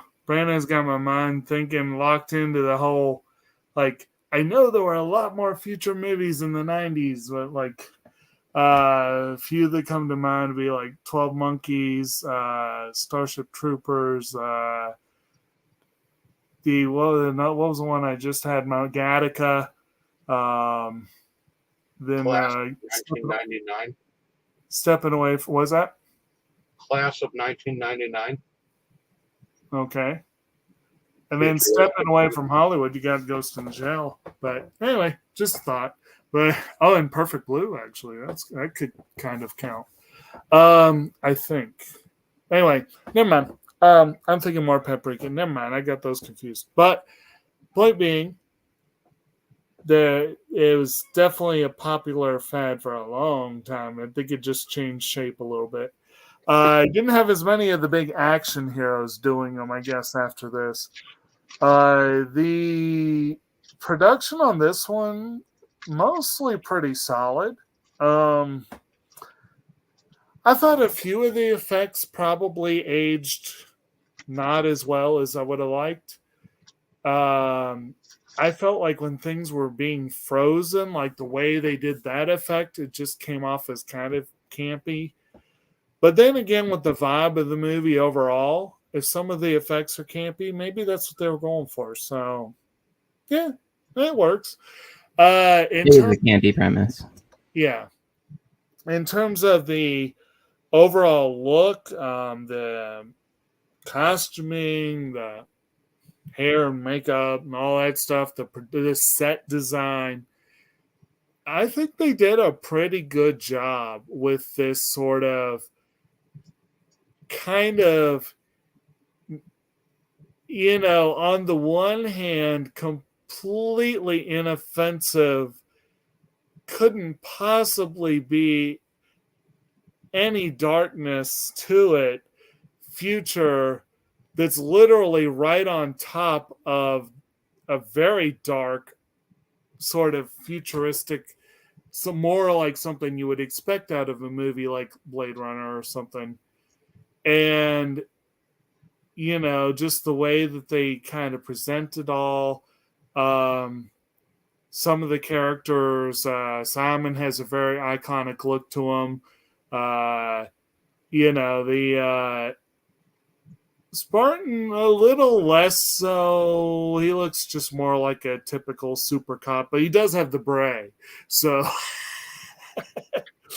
I mean, he's just Stallone, like in a t-shirt. I mean, and actually, he himself kind of reprised this look for the Expendables movies in a lot of ways. So it's kind of like, it's not everything in this is entirely original, but a lot of it is. And what I think overall it works pretty well.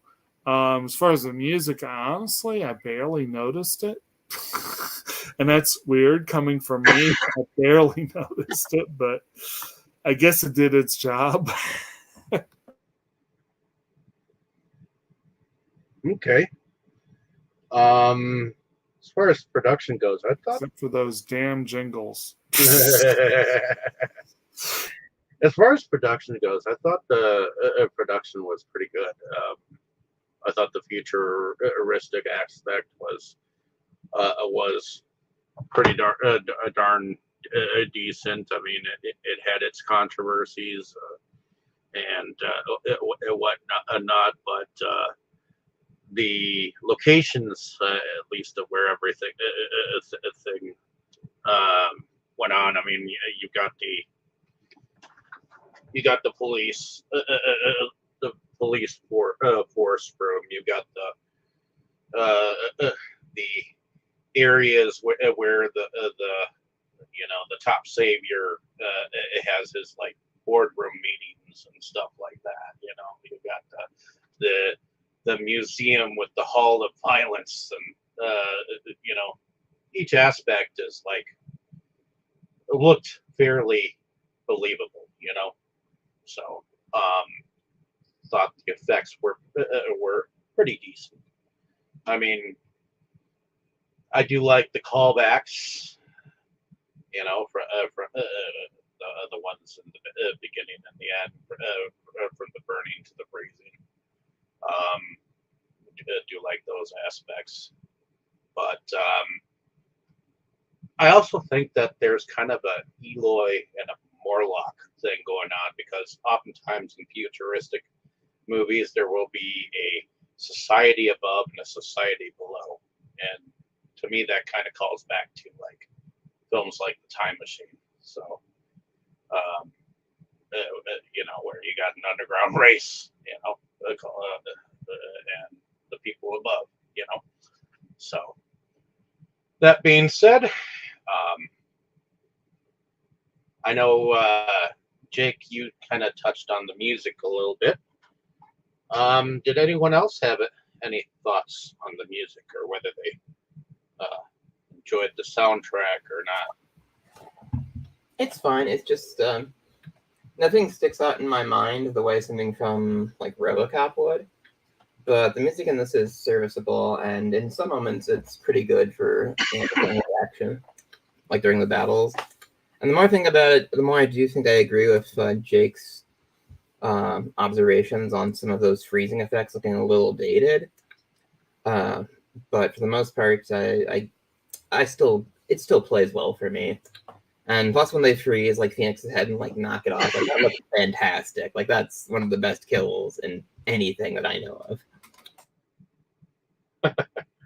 I'm just looking at some of the jingles here. Well, of course, Demolition Man was performed by Sting. And then, of course, there was also the Love Boat theme. And then, of course, the Nobody Doesn't Like Sarah Lee from the Sarah Lee Bakery jingle. So, definitely some. The Armor hot dog jingle was, I guess, of courtesy of Armor Swift Eckrich. So I guess a lot of these were the jingles, and I guess "Come Alive, You're in the Pepsi Generation" was also in there. So, but if no one has anything else to say on the music, let's go into favorite scenes and our favorite characters. So, Tammy, let's start with you. Did you have any favorite scenes and our favorite character? Well, my favorite character is Sandra Bullock's character. I like her. Her character was just so fascinated with 20th century, and then, her lines, her trying to see her those little one-liners, she had them all mixed up. It was just always, but she was trying so hard, and she so much was trying when this all started, trying to be kind of like back in that era, you know, because she was so bored before everything went down. So, and I like how she kind of grew. She really really really liked the 20th century, but had no idea what to do. But then she realized how to do this and do that. And Well, didn't at the museum, she definitely kicked some ass, and I Spark know was like, "Where did you learn to do that?" She was like, "Jackie Chan movies." Jackie Chan, of course, So I really did like her a lot. I think she did. I think she did a great job of kind of acting stupid in a way, in some you know, but um.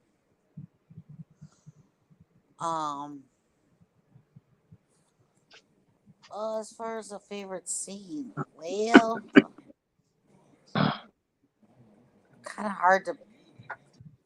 There were some really good over the top, fight scenes and everything in there. It's just um. I guess one of my favorite parts was the chase when they had the 442. Except for I didn't like things happening to the car. They weren't supposed to happen to the car. But oh And you did say it was a Cutlass, right? yeah, it was Oldsmobile 442. Oh, okay. It was an Oldsmobile. But yeah, it was.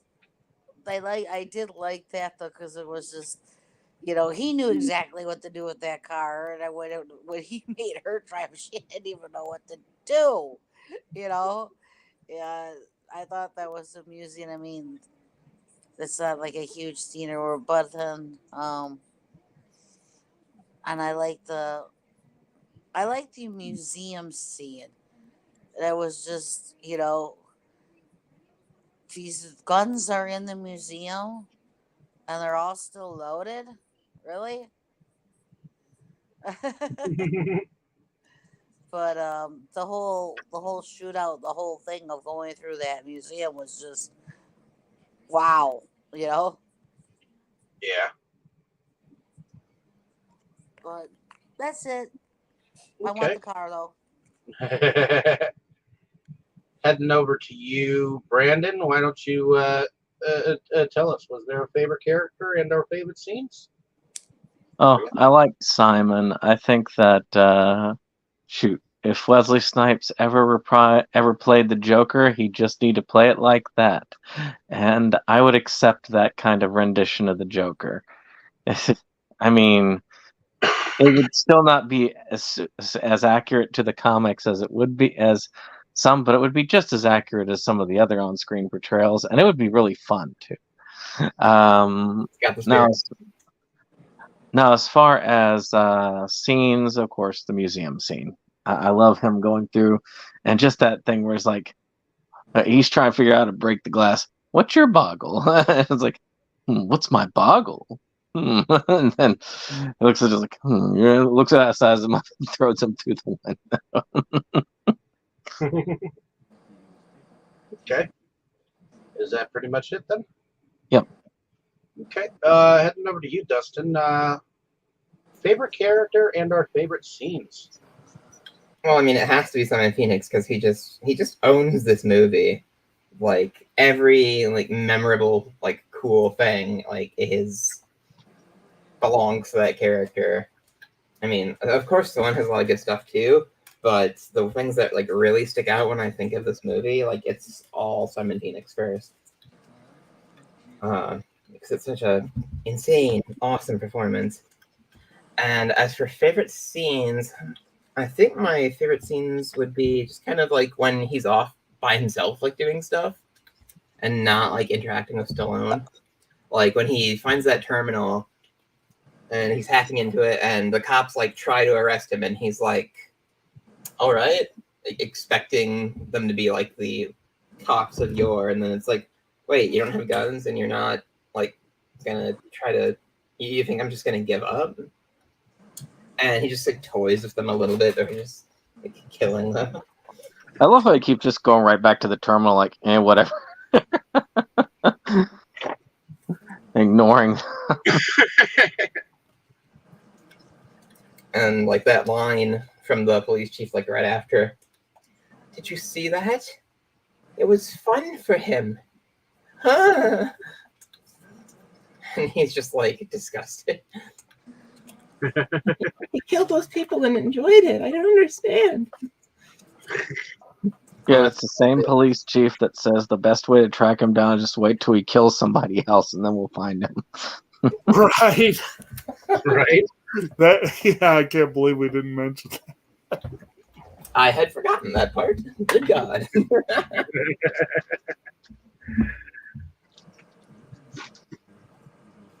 Which isn't that far from present day. But in any case, let us go over to Kroll.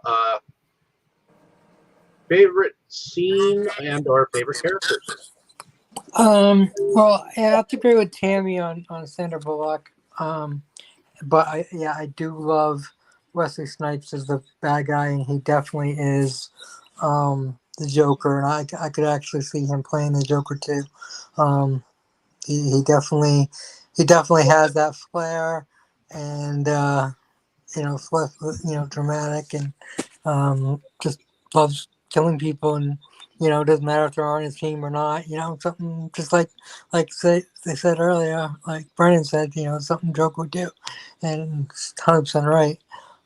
So yeah, he was definitely a great villain, and Sloan did a great job to not put him down, but.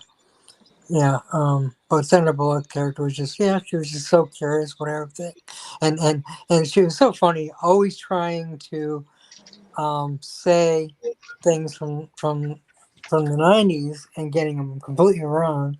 Um, I'm gonna bully you. He's like, away. Yeah, just The misquotes, the constant misquotes. yeah. All the misquotes are just funny. And finally, she's like, "You can take this job and shovel it." And Stallone Shovel it. He goes, close enough. So close as going, I think she's gotten. Yeah. So that was very funny, and I like the way she played the character. I mean, she played the character somewhat ditzy, but not completely. It was just kind of that time period. She was playing a character that was completely in a different time period. I mean, her partner was kind of a dingling too. They're all kind of. Well, it's kind of funny. Her partner is the same partner that she had in Miss Congeniality. I know. I recognize him too. But yeah. So anyways, as far as Ferris, I don't know. There's a lot of great scenes. Probably at the end when they're fighting, and he's like, is it cold in here? Is it me? And the little quips back and forth in the fight. And, he's kind of getting his ass kicked because of course, Wesley Snipes gets trained in all this shit while he's in cryogenics, and he gets trained out of knit. It was pretty funny in itself.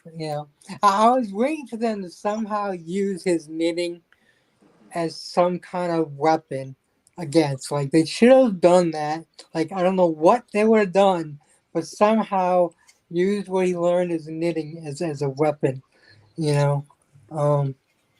That would have been great. They missed an opportunity there, I think, to have that. But so that, I guess that's my favorite scene. Like I said, the whole movie pretty just a fun movie, and during the final battle, have Stallone like whip out like a knitting needle from like his pocket or something. Yeah, I don't know. Like, I don't know exactly what they would have done, but they could have just done something that would have just kind of been a callback.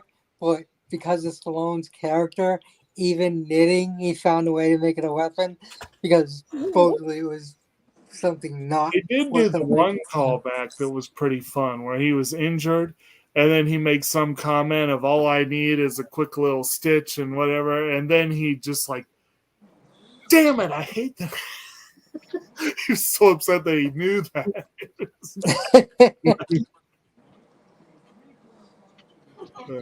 Like, oh, I can fix this. God damn it. Is that pretty much it then, Nicole? Yeah, that's it. Thanks. Okay. Heading over to you, Jake. Favorite character and or favorite scenes? There was a time when I did not care at all for Sandra Bullock, and I would have agreed with her Razzie nomination for this movie and for any other movie she was in. But I've changed my mind over the years. But I have noticed she has a weird tendency to be in movies where someone really knocks it out of the park, and it's easy to look like she just didn't. Because, in A Time to Kill, you had Sam Jackson. In The Proposal, you had Betty White. And here you have Wesley Snipes. I mean, I don't know. But I got to say, Simon is my favorite character in this, easily. Easily my favorite. I mean, Huxley was charming in her goofy way, and I liked her. And there were some others I liked, but Simon was just great fun to watch. Snipes really did look like he was having fun with the role. And again, I honestly wasn't thinking Joker so much as Damien Dark. I really was feeling the same vibe I got from Neil McDonough as Dark. And I love Damien Dark, but I don't. I think I compare him more to Joker than Damien Dark, though. I mean, his actions are more Jokerish, but you see what I'm saying in terms of the way he seems Oh to yeah, I mean approach the Damien Dark role. definitely enjoyed himself too. Yeah. Yeah, and I love it when you can see someone having fun on screen, especially if what they're doing is kind of crazy. And you know, like I said, mostly the performances were pretty solid. I also enjoyed Dennis Leary in his role. I thought Stallone did a good job, but I got to give it to Simon as the best character. In terms of scenes,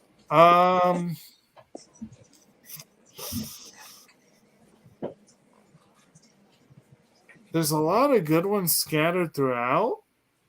It's kind of hard to say which one. I think it might have been Dustin, might have been the one that said that Simon was sometimes more fun when he was on his own. Like, I do agree. Like, when he's at that terminal and kind of halfway dealing with the cops, and then when he's trying to break into the case at the museum, the way that he just casually looks at the guy, how much do you weigh?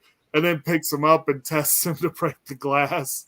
Like, I really did enjoy those moments. I did enjoy the moment when he showed up in Cocteau's office unannounced and just kind of turned the tables a little bit. I thought that was really fun. They let you out. They gonna let anyone in the century? That was good. Right. And again, I mentioned before the moments when Associate Bob, the moments when Associate Bob changes his allegiance just amused me too. And he changes his allegiances several times. So. Yes. Just the ease with which he did it just really amused me. And the whole thing with the fines for the cursing, I was amused by that. And when Stallone basically got fed up at both that and the lack of toilet paper, and he intentionally racked him up so he'd have a handful of toilet paper, that amused me. Okay. And I myself, I do like Simon Phoenix a lot as a character. Wesley Snipes just spins his own web of crazy into the dialogue. Like, I almost feel like they said, you know what, you can somewhat mad lib with this, you know, if you want to. And I think he kind of did that, you know, with the role. And there are so many pop culture references that he says throughout. And I do like that moment that Dustin, that you brought up, more or less because the cops are trying to train themselves. Like it's like they have to retrain themselves how to say the proper lines to stop the perpetrator. They need like the diagram to tell that he's getting down on the ground. Right. And it's just enunciated just right. Because even Simon can hear the recording, like of them being training themselves. It's like, really? But yeah, there are so many like goofy moments that Sandra Bullock pulls off as well. So I do like her character as well. And there are just a lot of one-liners that are memorable from this film. I specifically like Dennis Leary's speech. One of the great one-liner parts is that part with the cops where they refer to him as a maniac. It's like, maniac has responded with a scornful remark. So good. Approach and repeat ultimatum in an even firmer tone of voice. Add the words "or else." It's great.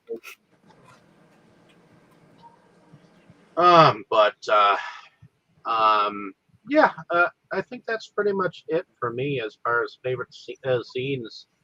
I mean, I guess I get a kick out of the fact that like I said before, the one surviving restaurant just so happens to be the franchise of Taco Bell, and God help. I think this was the first time I've actually seen the version where they put Pizza Hut in there. So it's like, but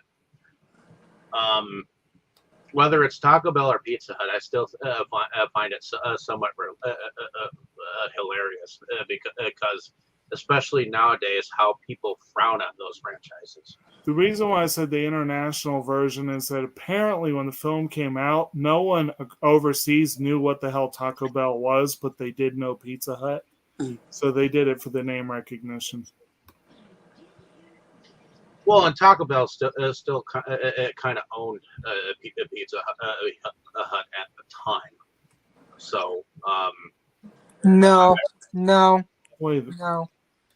Well, Pizza Hut owned Taco Bell. Okay, so it was the other way around. Yes. Okay. And Well, Pepsi Foods owned it all. Okay. Well, Taco Bell agreed wholeheartedly to be part of this film regardless. So I guess it's only fair to have their boss star in the international copy. So, but that being said, is there anything else that anyone wants to mention about this film before we wrap this up? Okay, well, thank you, ladies and gentlemen, for coming along for this discussion, and hopefully you get a chance to listen to the entirety of our conversation. Hopefully you have seen the movie. If not, you should go out and see it. Let us know down in the comments what you thought of our conversation, and why don't we go into our outros? Well, let's start with you, Kroll. Why don't you tell us a little bit about yourself and what you do?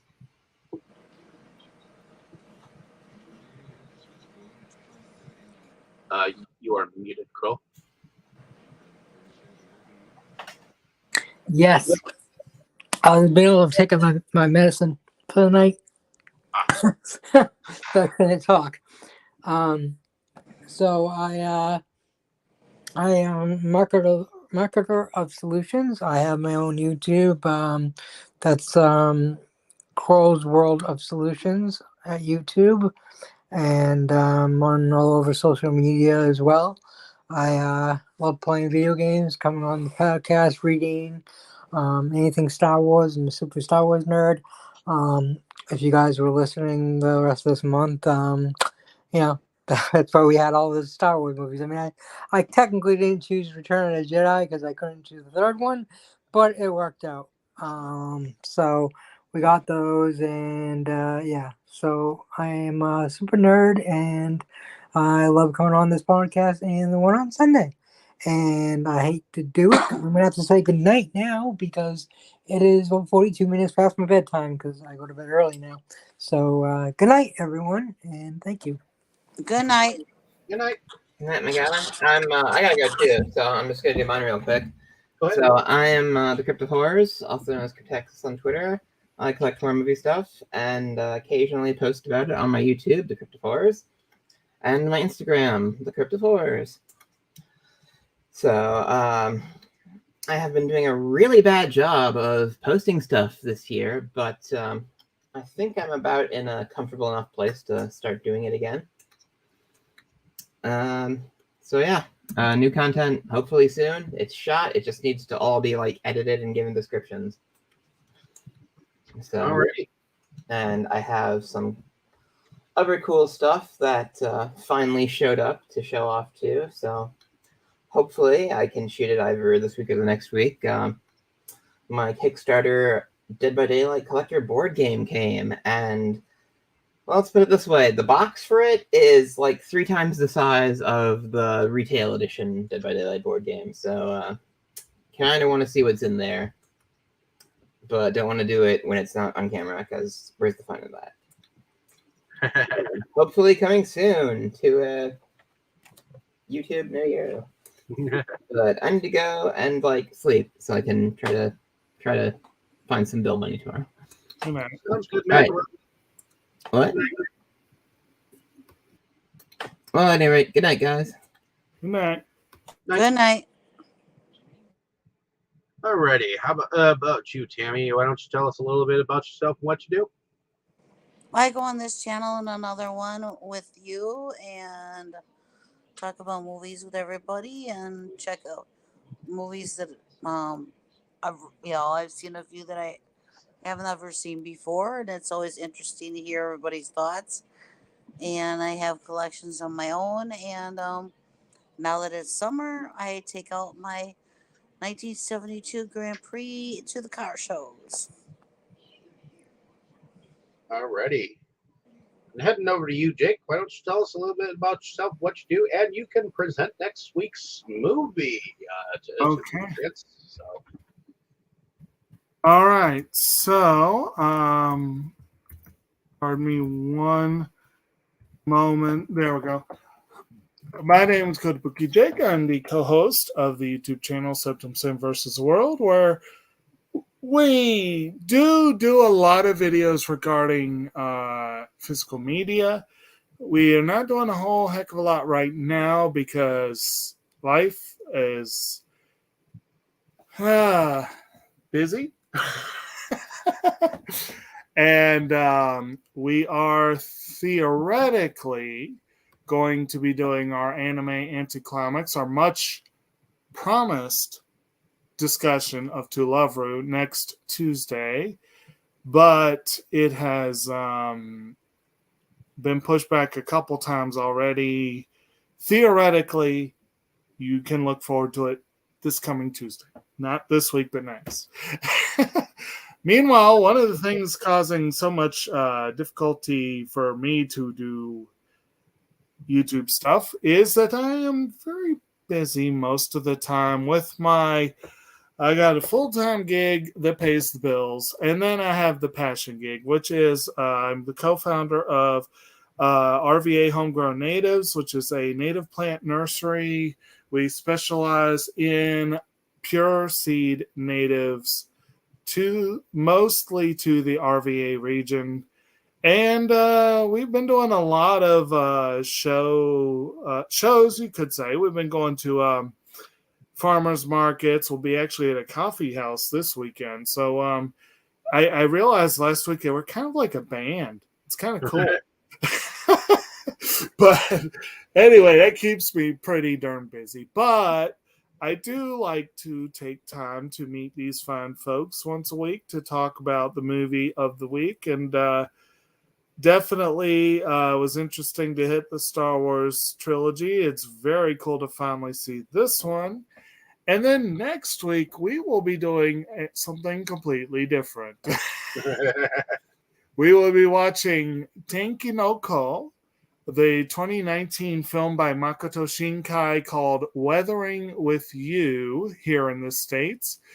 It is the second part in a thematic, loosely connected trilogy that ended with this year's release of Suzume, and which started with a film we've already discussed on this channel, Your Name, So go back and check out that discussion and join us next week for the next part in that group.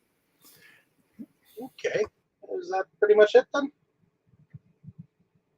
That does it for me. Alrighty. My name is David Streggy. I'm one of the founding fathers of Inside Movies Galore. So thank you for coming along with us on this fantabulous journey we've been having. I'm glad we finally got to covering Demolition Man on the channel, and hopefully you enjoyed it.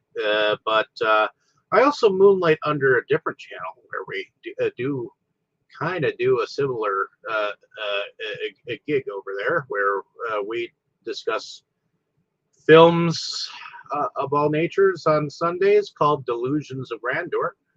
And I also do some video pickups and video reviews of my own.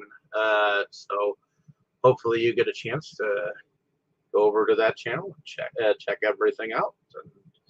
And, I know I definitely have a couple more videos planned because I got some pickups that I have yet to go on about. And I just need to find the time to do so. So, in any case, hopefully you've enjoyed yourself by listening, and like, share, and subscribe. And we'll be back on Delusions of Grandeur this Sunday with, I believe, Tammy, you chose the film for this Sunday. What was it? Stripes. Ah, yes. Good old Bill Murray in Stripes. So come check us out if you get a chance. And as we said, then we'll be weathering with you. So Okay. that'll be interesting. So everyone say good night. Good night. Good night. And hopefully be getting some Taco Bell sometime soon.